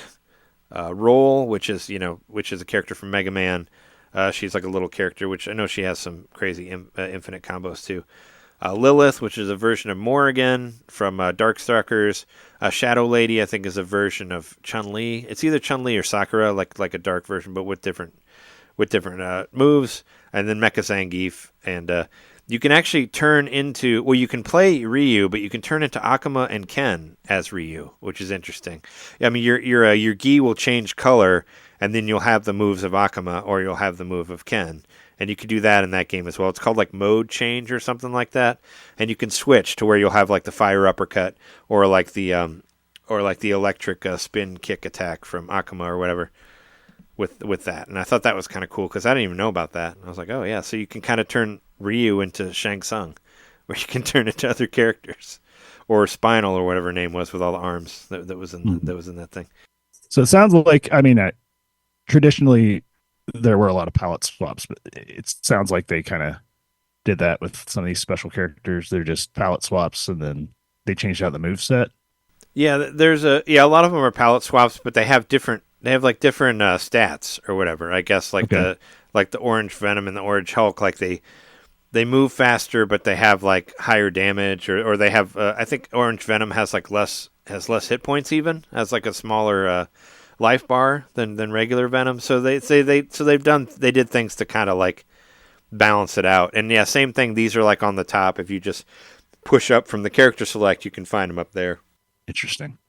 And I didn't know about all these extra characters because I saw this video recommended to me on YouTube that was kind of like how to get all the secret characters in the Marvel vs. Capcom collection. I'm like, haha, that's dumb. They're already available. And then I watched it and I was like, oh yeah, no, there's all this extra shit. And the guy actually went through and broke down all the differences and all the different moves and all that. And if I didn't watch the video, I wouldn't know about Mecha Zangief, who actually can't block but has armor. So there's like, and it has the fire move, which isn't in there, and has a different super move than regular Zangief does. So like they did do like stuff to make the characters different. But yeah, they are palette swap, but they have different stats or whatever. I don't know. It's just cool I never really got this deep on these games, so it's kind of cool to be like, oh yeah, no, this guy's on here, this guy's on here. And I beat this game with Wolverine and War Machine, and I remember, so Iron Man was in Marvel Superheroes, the first one, and then War Machine is kind of like a palette swap, but he has different guns and stuff, and he'll always be Terrence Howard to me. No, not anymore, because isn't he kind of said some weird shit? But yeah, Terrence Howard he played James Rhodes in the first Iron Man, but he didn't actually get to be War Machine because he wanted too much money or whatever. So they got Don Cheadle in there to play War Machine. But yeah. I played through with those characters, and War Machine has his special move looks like Iron Man's special move, but when you switch to Gold War Machine, he shoots like missiles out of his proton thing instead of like the beam. And then when you play Marvel vs. Capcom 2, War Machine has missiles and Iron Man has the beam. So yeah, it's like I said, it's pretty. There's a lot of depth to it, but it's an incredible collection. Like I said, I hope both of you guys. Well, I mean. Hopefully, maybe we'll get a chance to play it when I'm there in Champaign, but probably not. I mean, when we got married, I barely had any time to hang out with everybody because I was trying to just, even though I guess there's going to be a lot of people I haven't seen in a long time, and exactly, I was trying to move. I'm prepared for it. Well, you have a lot more time. You guys have like a music convent or whatever. You have a music festival attached to it, so you do have like 12 hours. But in whatever time was in our reception, I was just trying to just talk to everybody who was there in an equal amount of time, and it kind of felt like I hung out with everybody for like 5 minutes or whatever, so it didn't really feel like I really got to hang out. It's not going to be like, you probably don't even have to move around that much. People probably walk up to you a lot. Yeah, or people wanted to take pictures with me because we had the photo booth and all that stuff, and and I just wanted to make sure everybody, that I told everybody how happy I was that they were there or whatever, that sort of thing. I mean, it was kind of a blur. You know, it was really just like I remember there were because we had a balcony, and I would go outside with then talk to the people that were smoking out there, and that was a good place for me to go hide, where people wouldn't be able to find me if I went out. Oh yeah, I remember the balcony because not everybody nice. knew about the balcony. I remember I hung out with Jason out there because he was smoking. That's where I hung out with Jada. And yeah, I was like nobody can find me out here. I could take a break and not be like, oh, let's take a picture or whatever. So yeah, that's Marvel vs. Capcom, and then the big one, of course, the one I played the most of, is Marvel vs. Capcom 2: New Age of Heroes, and that came out in 2000. And that's the one I've played. Yeah, and I played this one a lot on, like I said, the most I played it on was Dreamcast. I got a burn disc from our friend Brian, who owns a toy store now in Chicago. But yeah, I remember playing it on there. And actually, I lost that burn disc, and I got a different burn disc from Conan. One of Conan's friends gave me one, and he actually changed the background music to James Brown music instead of the music from Marvel. And I always thought that was really weird, and it got really... I mean, James Brown is great, sure. But is it all the music or just like the intro? No, it's the music in the game, like in the levels. Oh. They changed all the music. And it's just like, I don't know. I think the reason is, and people have said this before, that the music is kind of so weird compared to like what's happening in Marvel vs. Capcom 2, you know, where people are like, oh, it seems so bizarre. I kind of like the jazziness of it and how it's, you know, seems so different than what's going on, but whatever. I mean, for me, that's how I know it. So it would be, you know, all these games to me, having not played them, I wouldn't be surprised if they were super jazzy and all that. Mm.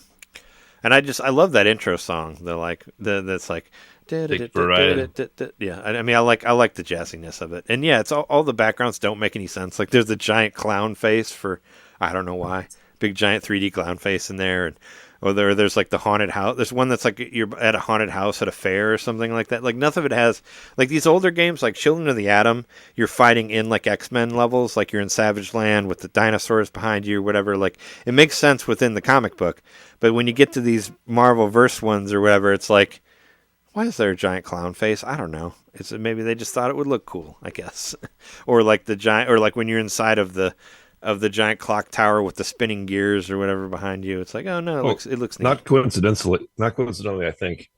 When we get into Marvel versus Capcom, you're talking about like what 98 to 2001. 2001 was the second one, right? The second one was 2000.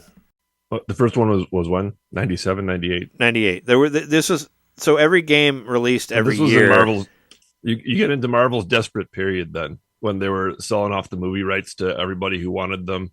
And I think probably they didn't really care as much about what some guys in Japan were doing with their game. They wanted the money. They were happy to get the money.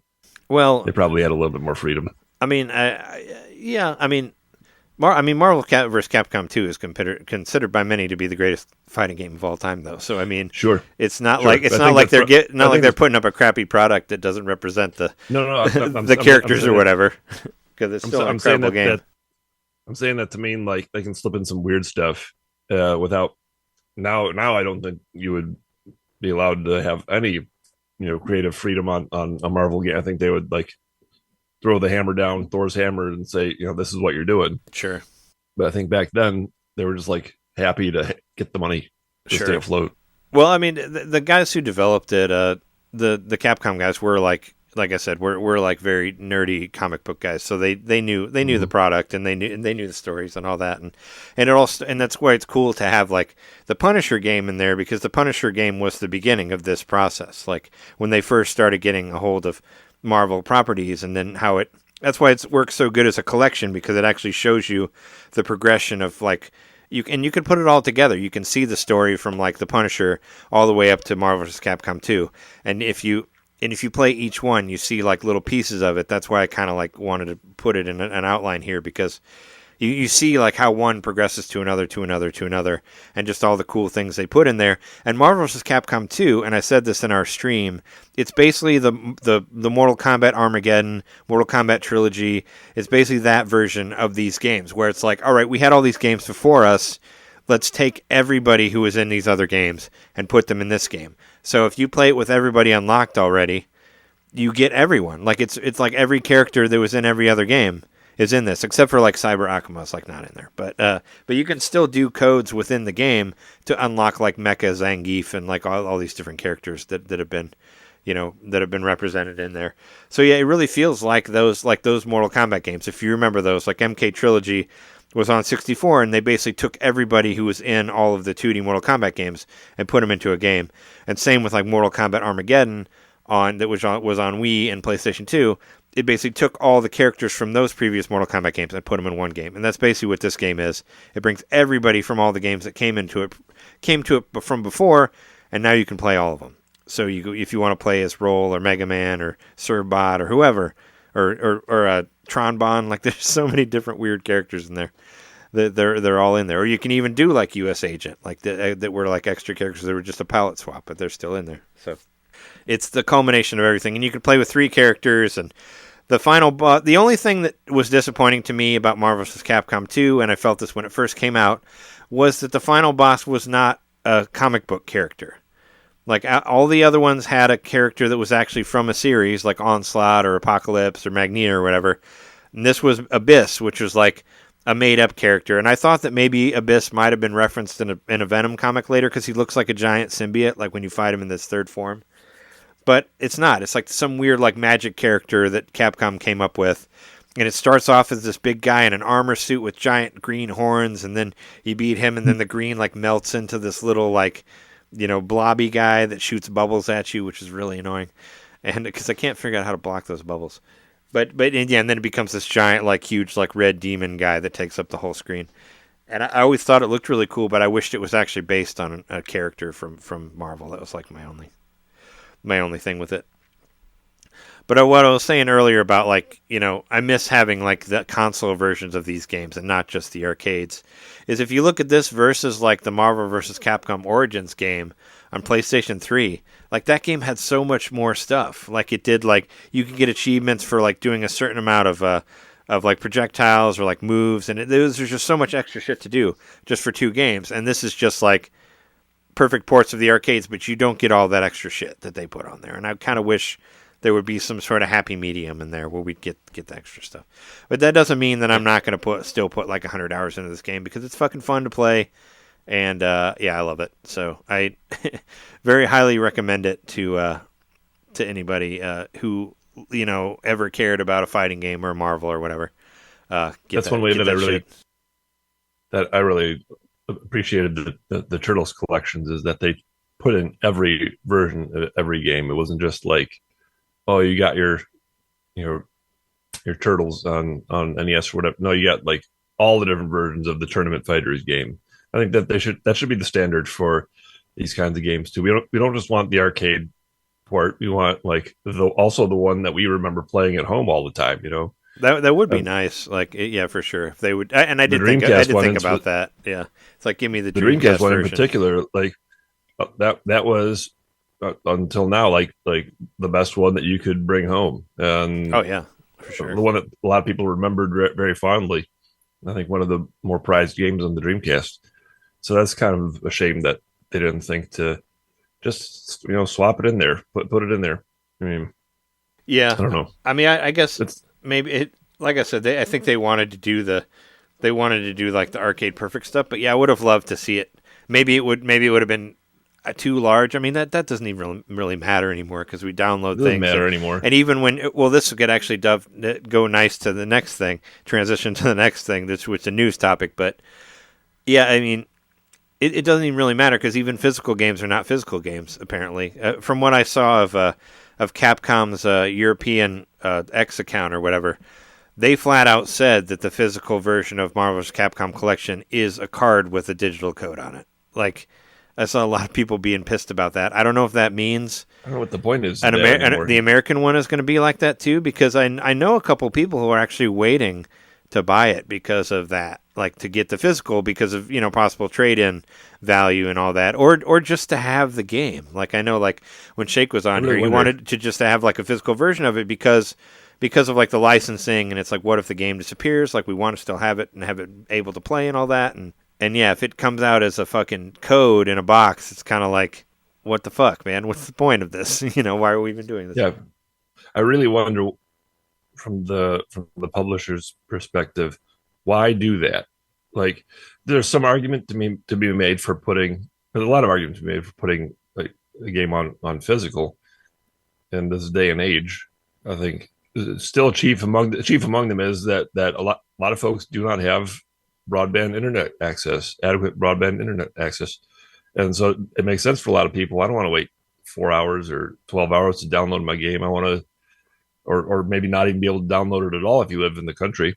So this is the way you get it. You get it on physical. So what do those folks do? Like the folks who are really up a creek and can't get it on digital, when this game, they buy it from Best Buy, they drive the 45 minutes, into town, whatever, get it from Best Buy, come back home, and oh shit, I got to download something, and I don't have the ability to do that really.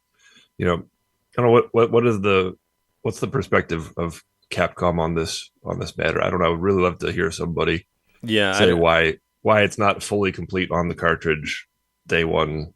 Cheaper. There you go. Well, I mean, they've done this before with like the Resident Evil collections. I've seen that where like there's only one game on there, and if you want to play the other one, the BioShock you got to collection, download it. Yeah, but the Borderlands collection. But Capcom specifically did do that with their Resident Evil collections on Switch, where it's like only has one game and you got to download the rest of them. But the main thing that people are mad about is if you say I understand if you just say, hey, I'm just going to do a digital only. But if you say you're doing a physical version, people expect you to actually do a physical version, to actually have one with the cartridge in it. Right.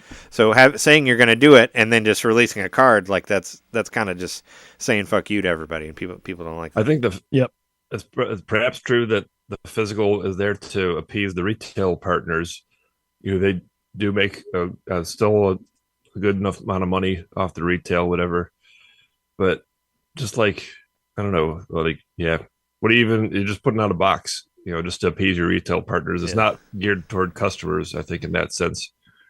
And that's a shame. I don't see this going anywhere. And I think it's going to be like, when Baldur's Gate 3 came out, and they were like, a big selling point of that game was it was the full game, that you could just play the full game and they weren't going to add anything. Of course, they've like done patches and stuff, but no, people are making a point of it now because no one's doing it anymore. And we saw, last week we talked about the PlayStation 5 Pro or whatever, and how it isn't even going to have a disc drive. Like the consumer market's really pushing physical media out in general, and I don't know if it's because it's not being purchased. Like Netflix, I would think it would. I would just think the cost of manufacturing it is high enough that they would rather just lose some sales rather than spend that much on units that may not move. Yeah, probably so. I mean, I'm honestly like surprised it hasn't gone away by now. Like even going back to, if you remember, like Netflix and original Netflix, where they would send you DVDs and all that, they really were pushing to get rid of that, because they were charging you like a crazy amount, like if you wanted to do the digital Netflix and the DVD thing still, just to get people to just not do it. Like it's like, well, now Netflix is like $20 a month or whatever. But I remember that free trial of but it used Netflix to be that streaming.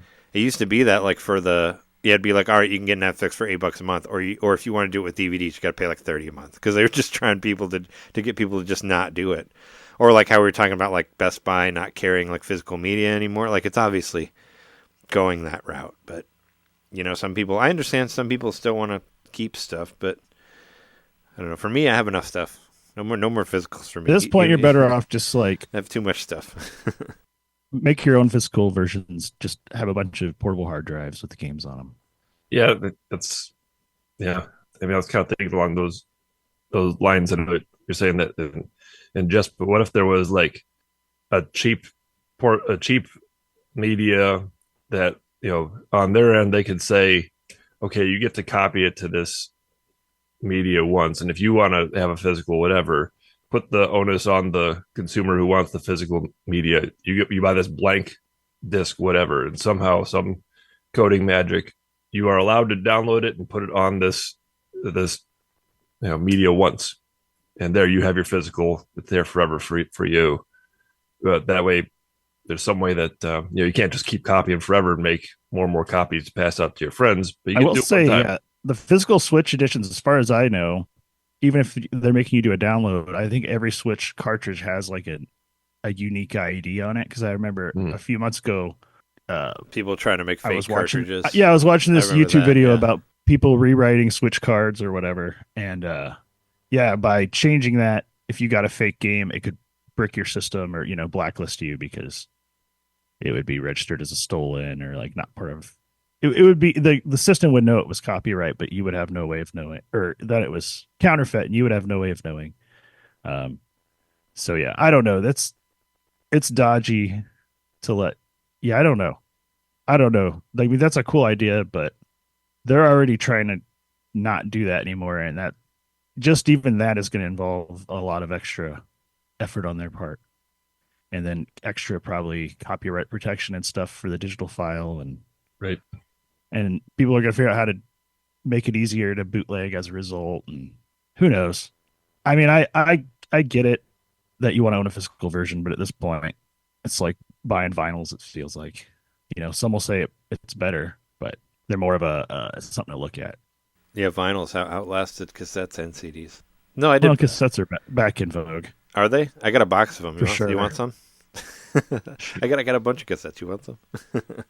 I got some decent cassettes. I got the Metallica Black album on cassette. I got what was it? I got the Batman soundtrack. I got to look through that. I know I got a bunch of cassettes that I listen to a bunch of, but I do have a little box of cassettes. But yeah, physical media, other stuff. And the other thing is I beat Bakeru. I beat it 100%. It said I put 25 hours into it, which actually was a lot longer than I thought. You Because platinumed it. I did platinum it, yeah. Well, I got all the extra stuff because I really like the Japanese trivia that's in there. And I just really enjoyed collecting it. And it was fun to find the stuff. They had some really unique ideas for it.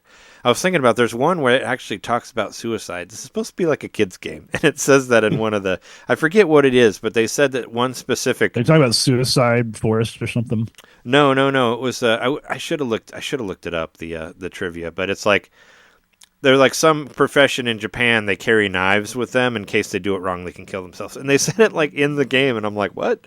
And it wasn't like a chef or something like that because chefs would already have knives, but it was like kind of supposed to be as a joke. But this is supposed to kind of be a kids game. But I was like, oh well, that's kind of dark though. Where it's like, oh no, they carry knives, so in case they screw up their job, they can. Yeah, it says like they can seppuku or harikiri themselves or whatever, and I'm like. Whoa, okay, that's just out of this like joyful 3D platformer game. It's just like kind of just dropping darkness right there, and I'm like, okay, maybe it's more acceptable to talk about that sort of thing in Japan to kids about cutting your stomach apart or whatever. So I don't know. It's just something they teach you about. Seppuku is just like cultural knowledge.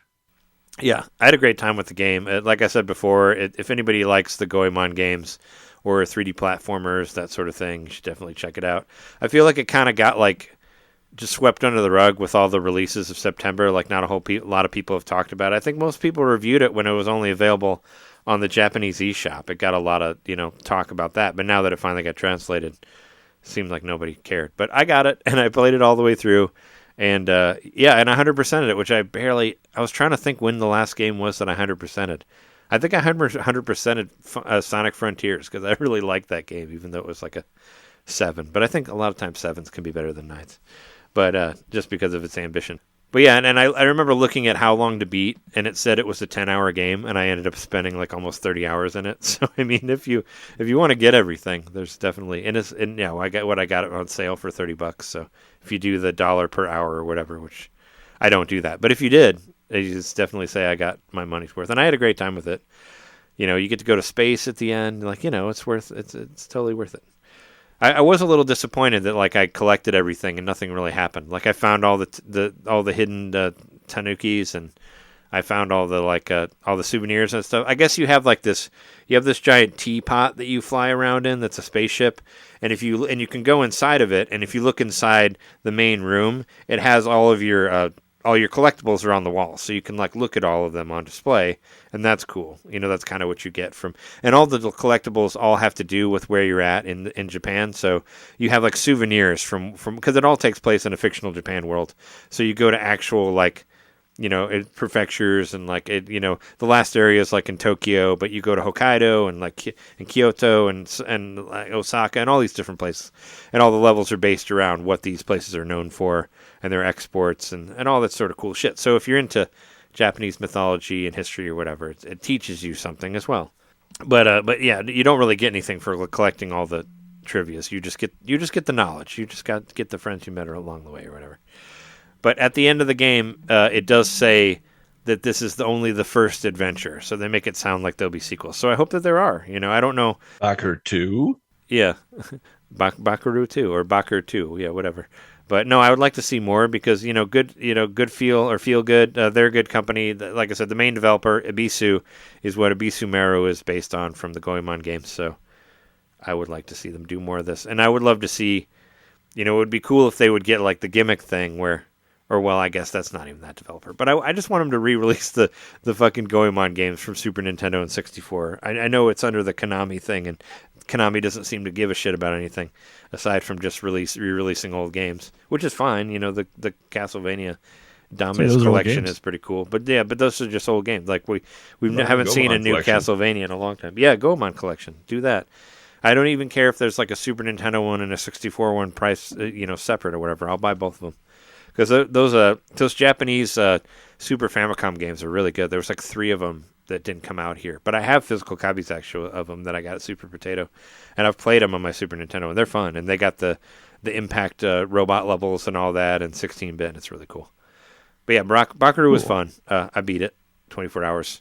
But that's the end of my stuff. I went a lot longer on Marvel than I thought. But I love that game. It's awesome.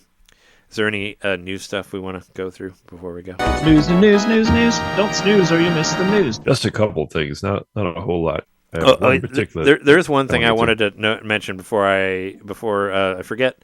As far as new releases, the big 3 games this week is, and we talked about it before in our September breakdown, but Plucky Squire is actually coming out tomorrow, and I found out that it's actually available through PlayStation Plus. So I'm planning on playing it on my PS4 because I can't afford to buy it. And they already charged me for the premium edition on PS4. So, hey, fuck it. Let's play it. So I'm planning on playing Plucky Squire tonight if it comes out or tomorrow. So I'm excited about that. And I'll definitely have impressions on that next week. So that's hooray. Super cool.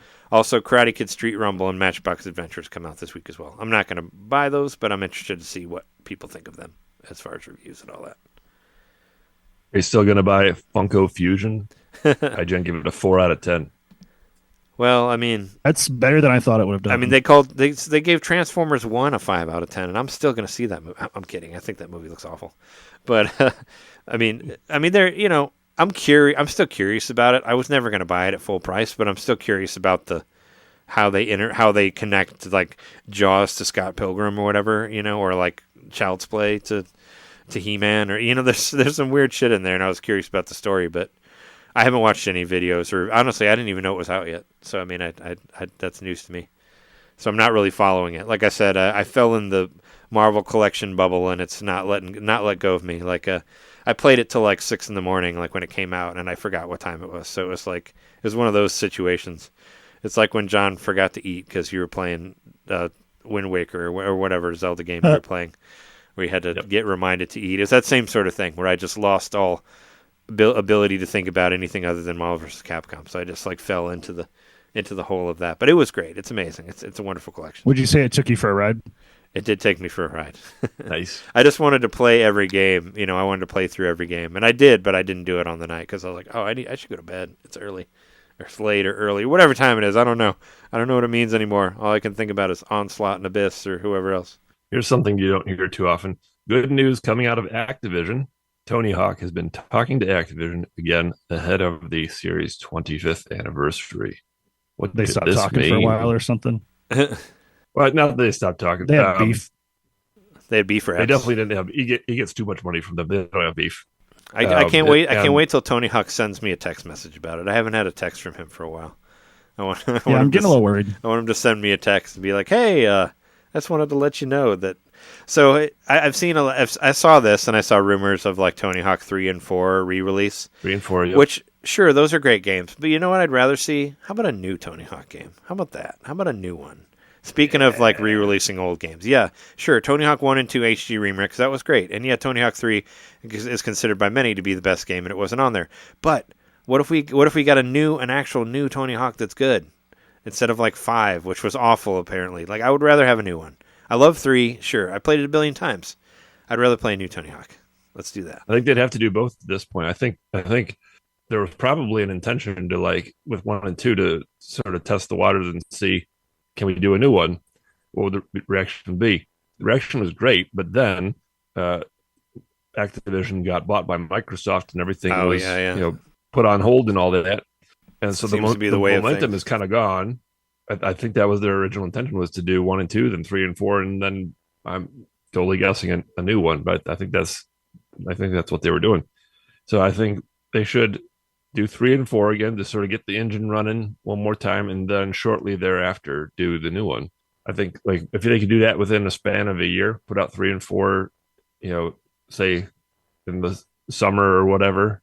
I'm sure they're working on it. I'm sure they were working on it. They have work saved on it and all that. And if they're talking about picking it back up now, what if it came out next summer or next fall, and then say a year in spring 2026, new Tony Hawk? That'd be fantastic. Wow, that's so far from now. Or maybe they've already been working on it. They can just drop 3 or 4 for the 25th anniversary, and then we can 3 and 4 for the 25th. And have a new one for next year or something. I'm probably the only one that wants that, but give me an Underground collection, please. Give me Tony Hawk Underground 1 and 2, but I want 1 and 2 like remade like they did 1 and 2. I mean, if they're going to do a Downhill Jam, do the DS version. That one was so much better than the Wii version. Ride.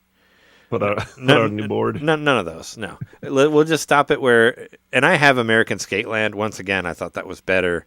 Or what was an American Wasteland on GameCube and Skateland on DS. They should release a DS collection, because those Tony Hawk DS games were actually really good. Way better than the Proving Ground was on there, which was shit on consoles, but it was actually pretty good on DS. And I liked. Downhill Jam was much better on DS than it was on Wii. Like, it was actually really good on DS. And the Wii one kind of sucked. But I own it. Whatever. I bought it anyway because I wanted to see what it looked like with better graphics, but played on DS. But I would like to see that. I would like to see the Underground games, which were actually kind of like Tony Hawk games with a skateboard. You can actually drive cars in there. Like, I love those games. And the first one had a really good story. You basically, you get to be like an up-and-coming skateboarder, and you get to choose your own, like, skateboard company to sponsor you and all that. And you get to see all these little videos that they make to advertise themselves. And I love that game. And you got a friend that's doing it too, and there's like a falling out between you, and there's all this drama. And I just loved, like, how well it was made. And I think that was the introduction of me to Bus Driver. It was like my favorite rapper of all time. So I mean, it was a canon event or whatever in my life, like those Tony Hawk games. And Tony Hawk Underground 2 is really stupid, but it should still be put in there anyway. And it'd be cool to see them, like, actually remake it and redo the open world. And I don't know. I think people could actually maybe stop being so hard on Underground, because I think Underground 1 is awesome. Like, I like it better than Tony Hawk 3 even. But I mean, it's, but that's me. Just because, and it's a silly ass game. I did play it again whenever we did our Tony Hawk expansion pack episode, and it is, and you drive a car like within like the first minute of the game. Like, it's definitely they're being silly with it. But I would love to see them try to do like an actual, like, heartfelt remaster like they did with 1 and 2, and I think it could actually go somewhere, because there's a lot of fun stuff in there. And, you can pay what's his face, Bam Margera. He's not doing anything, right? He was a big part of 2, so, would do that. Or Steve-O, I think he's in there too, from Jackass or whatever. But yeah, those games were fun and silly. And I think those were like the last good console ones. I have Wasteland, but it's okay. Like I said, after that, I think the DS ones were better, which I'd like to see those re-released too. But whatever. That's my Tony Hawk Game Boy rant. Advance ones. The Game Boy Advance ones, I had a hard time with the isometric angle. Like I thought they. I mean, for the time, like, it felt good. They worked well. My first. They worked well. I just had a really hard time wrapping my brain around the way that the way the control pad works with the camera angle. It was really hard for me to do moves with it in that. Well, yeah. Once you got it, was another one of those games though that I think once it kind of clicked, and then you were in the zone on it. And I thought, for the time, that being the best option for a portable, it was like This is the best interpretation portable of Tony Hawk that's possible. Well, I thought it was pretty good. until the DS came around. Once I saw Until the the DS DS, once I saw the DS with the 4 buttons and the control pad, I'm like, oh, this is going to be such a great Tony Hawk system. And then it was. There was like 3 or 4 amazing Tony Hawk games on DS, and I own all of them. And I don't think they're that expensive. I recommend getting them and playing them because they're really fucking good. And there's a button that you can hit on the bottom that make you say like shit or whatever. It's wonderful. There was one of them where you can cuss. If there's like a little mini game that you do on the touchscreen, if you hit the buttons in the right amount of time, you'll get really mad, and your character will be like "shat," like through the. That's why. And you break your system or whatever, or you break your not your system. Don't break your system. You break your skateboard in the game if you hit it high enough, and you get to cuss, which I think is really funny. Tales of the Shire, Lord of the Rings game is delayed until next year. Yeah, I think Trey, you were looking forward to this. You think maybe Jess would like it? Yeah, I'm looking forward to checking it out. We mentioned that there was a direct happening. I think is it this week or next week, but I guess they hadn't. They must have like announced the direct and then announced the delay right after it because I don't think we mentioned the delay last week, just the direct. But yeah, whatever. I mean, I thought about maybe direct for this game. Yeah, what do you mean? Yeah. No, they were not from Nintendo, but they were doing like a Tales of the Shire direct, like the company was. Yeah. Right, but then like right after they said that, they said it wasn't coming out. So they're going to delay it. Yeah. Okay. Splatoon 3 regular updates coming to an end. Yeah, there was a big event over the weekend. I missed last big run, and I missed this event, like because they had like that big grand or whatever it's called, like I don't know, I don't remember what it's called anymore. The grand Splatfest or whatever it was. They had it was what was it? It's like past versus future versus present. And there was like, and it was like a really, really big one. Like it was like their biggest one ever. And I guess past win, which proves that all the Nintendo fans are all like nostalgia heads or whatever. That's why they voted for past over present and future, right? Like because that's the one that ended up winning the Splatfest. But yeah, after that was over, they announced that's like that they're kind of stopping with any big updates. But they're still going to do. I mean, still going to continue to add like new weapons and do Splatfest and events and all that, but this is the last of the big DLC stuff, I guess. Because, well, they got to get working on Xenoblade 5 or whatever, because Splatoon was done by Monolith as well. So I figured they're moving on to whatever Switch 2 stuff, which I figured because they did hire more people for their company, so I figured they already had that going anyway. But I mean, Splatoon 3, great game. I'm sure you guys haven't played it in a while, but you should boot it up. I've not played it in a long time. It's been a hot second. That side order was pretty good. It was really hard. So I just had 2 more that I wanted to mention. One is a sad one, the one's a happy one. So here's the sad one first. Everyone on the Annapurna Interactive staff has resigned. Yeah, that was everyone all quit. I mean, it's that was good that was for pretty wild. For worker rights, and that's nowhere. cool that they did that. But it's still sad that it came to that. Some sort of it wasn't revolving around a disagreement with the lead director or something like. I didn't get to see all the details of it. Did you read into it at all? That there was a merger or something that was going to happen, and it didn't. I didn't look into the details of it, but anytime it was somebody stands up for worker rights, and as cool as that studio was, they put out a lot of great games. That's just like, good on them for sticking up for themselves and everybody leaving in unison. So that's awesome. From what I'm finding from the Bloomberg report is basically they wanted to spin the company out into like its own independent thing, and they had one person that was fighting for them to keep all of their independence or whatever. And I guess she left out of the negotiations, and then the whole company quit after that because they didn't want if she wasn't there trying to guide them through the spinoff or whatever, they didn't want anything about it. So I don't know. Yeah, everybody resigned after Ellison, the daughter of billionaire Larry Ellison. Megan Ellison, was basically was involved with it. And I guess when she pulled out of the negotiations, everybody else resigned. So. Must have been. Well, Annapurna is the whole movie studio, the game studio, all of it is her thing, Megan Ellison. So I doubt she's leaving, but it's I think there was somebody else besides her. Oh, okay. Yeah, it says a dispute with the owner, but it said that she she's had pulled the owner. out. She'd pulled out of negotiations to try to make the division an independent entity. So I thought maybe that meant that it was going to get sold to somebody else, or it was something huge, obviously, where everybody quit. So I mean, and yeah, they had done so many great games, like Annapurna. I mean, we're just talking about like Stray hasn't even made it to Switch yet. It's supposed to come out in November, but what was it like? What's that one? The Death of Whoever, that first-person adventure game. Oh, What Remains of Edith Finch. Edith Finch. Yeah, wasn't that them too? Yep. Yeah, I think so. Yeah. So that one kind of blew me away. That they were. Yeah, I was just like, what? That's wild. Yep. And related to that, Penny's Big Breakaway, their developer, they downsized. So they said due to volatile market conditions, but maybe that means the game didn't sell that well. I bought the game, but I didn't play it. I mean, I played it a little bit, but it wasn't. Yeah, it was one of those things. It was during a direct with some other stuff, and I think I just got more distracted by the other things because it came out in a direct like the same time that Blast Corps was dropped on Switch Online. I played a lot of that, and also what was it? The solitaire game, also with the horses. I played that game a lot, so it kind of got buried by those two. Pocket Card Jockey, that one. Yeah, so those are the sad ones, and best of luck for everybody involved that they can work it out and keep working in the industry.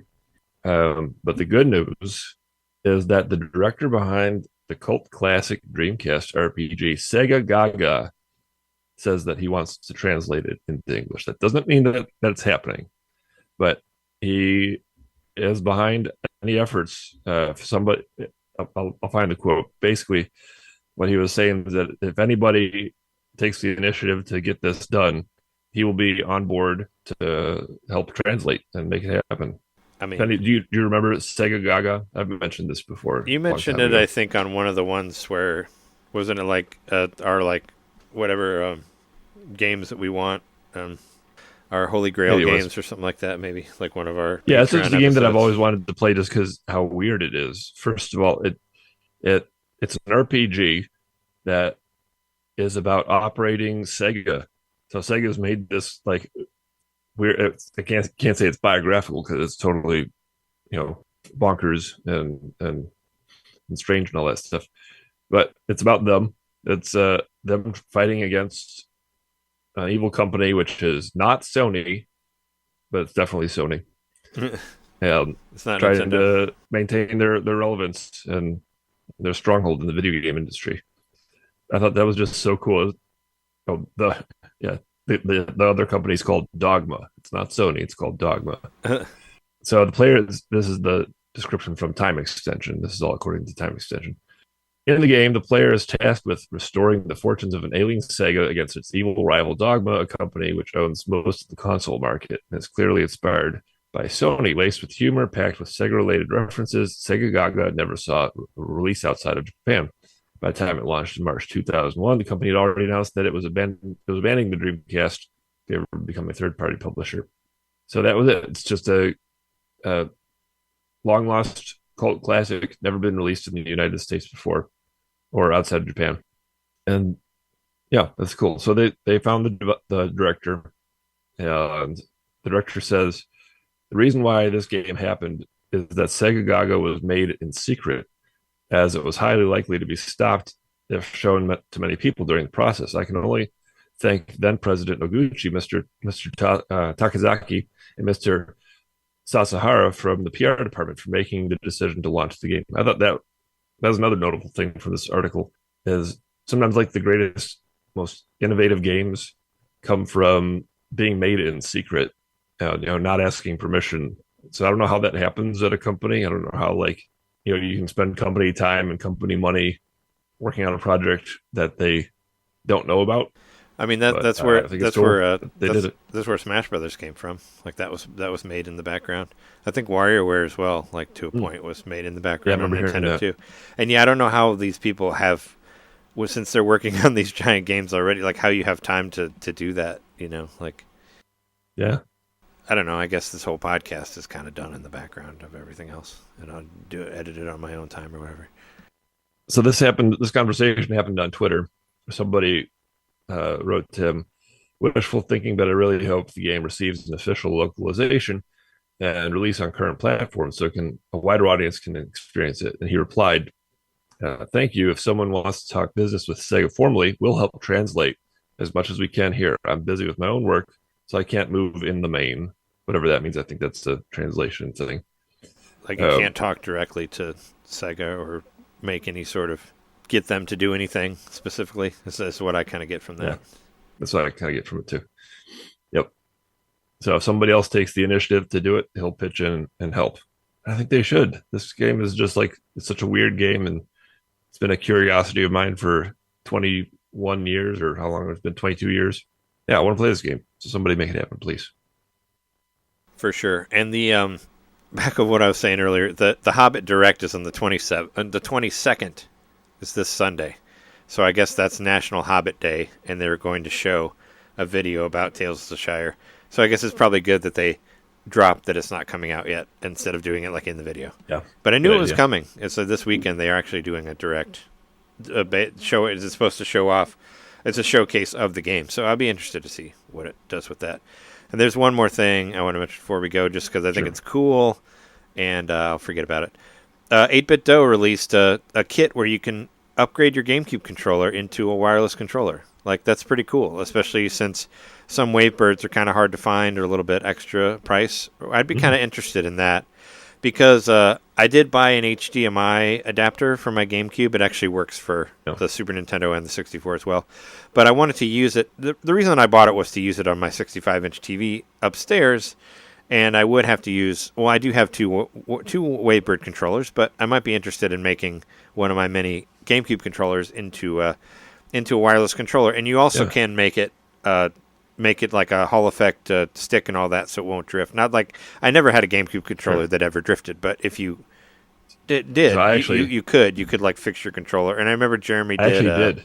I remember Jeremy fixed like a Super Nintendo controller through this 8-Bit Do kit for the Super Nintendo, and I thought it was cool. You actually had a drifting GameCube controller? Yes, I had 3. So, of all the 4 GameCube controllers that I bought, only one of them still has a working stick. The other 3 have gone like not just drifting; they're like totally loose, like they just shake and they move around. That's the first time I ever had any sort of stick issues, and that happened not even recently. That happened like in the era. That happened like around 2004 or 5 or so. Where I just noticed my 3 GameCube controllers. I think they're the ones that I bought. I think the one that was good was the one that came with the system, and then the other 3 additional just they fell like loose. So I never used those. So for that reason, because they're broken anyway, I would consider doing this. Oh yeah, definitely. You could fix yours. My GameCube controllers still work fine. Like they're dirty, they got some. They kind of have like a layer of dirt on them or whatever, but they still work. So I know I've seen the way you play your Switch controllers. You could be a little rough with those controllers sometimes. So maybe if it's a button mashy thing, you might have put. It was probably Resident Evil 4 that did it. I probably busted 3 controllers on Resident Evil 4. Oh yeah, because you played that one a lot. Yep. Yeah, it was by the time I got to GameCube, I was purchasing my own controllers, so I tried not to break any of them, and I don't think any of them did break. Actually, you know what? I did have one situation, and this was actually not a GameCube game. It was a Wii game. It was over Mario Kart Wii, because that game was so fucking cheap. Like, the single player was incredibly cheap. And I was trying to unlock a character, and I got hit by the blue shell, like, on the last lap, like, crossing the finish line, didn't make it. And I kind of just, like, hit the controller to the side of the couch, and all it did was the light went out in the Wavebird controller, because I was using the Wavebird on it. And it's just the light doesn't turn on anymore. It still works. They can flip it on, but the little light on the bottom broke in that situation. I'm lucky that that's the most that happened with that. I'm past the stage of breaking controllers or whatever. But that one I was just, man, that game was just, it was just so unfair for the single player. But whatever. Anyway, I think that's good for this episode. Thanks everybody for listening. I honestly thought we weren't going to have a long episode because we didn't have anything to talk about. But here we are at 2.5 hours. So I should never like underestimate the length of a NintenDomain podcast, because we could still talk about whatever new albums or Beechwood for however long and still get the right time. So hey, To repeat Jeremy's joke from earlier, we can take you for a ride. yes, that's true. And if you want to like I said, if you want to hear more of us, like I said earlier, go to patreon.com/NintenDomain podcast, and you can subscribe for $1, $5 a month, whatever. There's different tiers, but now you can buy episodes individually for $3. So if you want to listen to like one of the WART radios, or there's even like hidden How Is It Now episodes. There's a couple ones in there, I think, that we did on the Patreon level that you can only find on there. You can do that. You can go all the way back to our expansion pack number 1. It's basically whatever we did last year and before that is all available for $3, and you just buy it once and you have it for however long. I think it's a one-time purchase, and I wanted to do that, and now it's available, so you can do that. Go do that. Help us out and all that stuff. And you listen to all our bonus stuff. But if you're on the $5 level, basically, if you're already on any of the levels, it doesn't affect you. You still get access to everything. It's not changing any of the tiers. It's just now you can buy stuff individually if you're not on there. And like the early videos and like all that stuff, like that's still staying under the Patreon world. Like you can't just buy those. Those are still on the tiers for anybody who's on the $5 level. We're not selling those. I'm just selling the stuff that's Patreon exclusive episodes or whatever, like expansion packs and WART radios and our couple How Is It Now Patreon stuff that we did. So, but that's still like 70 or I don't know, 50, 60 episodes. There's still a lot of time that you could listen to on there if you very well chose to. So there's that. Also, you can find us on Facebook or X or Blue Sky or whatever. Look up NintenDomain. You can find us on there. And and it's episode 439. I think I already said that. And anyway, yeah, we've been your hosts. I'm Trey Johnson. I'm Jeremy Mikowski. John Hitter. And thanks everybody for listening. We'll see you next time.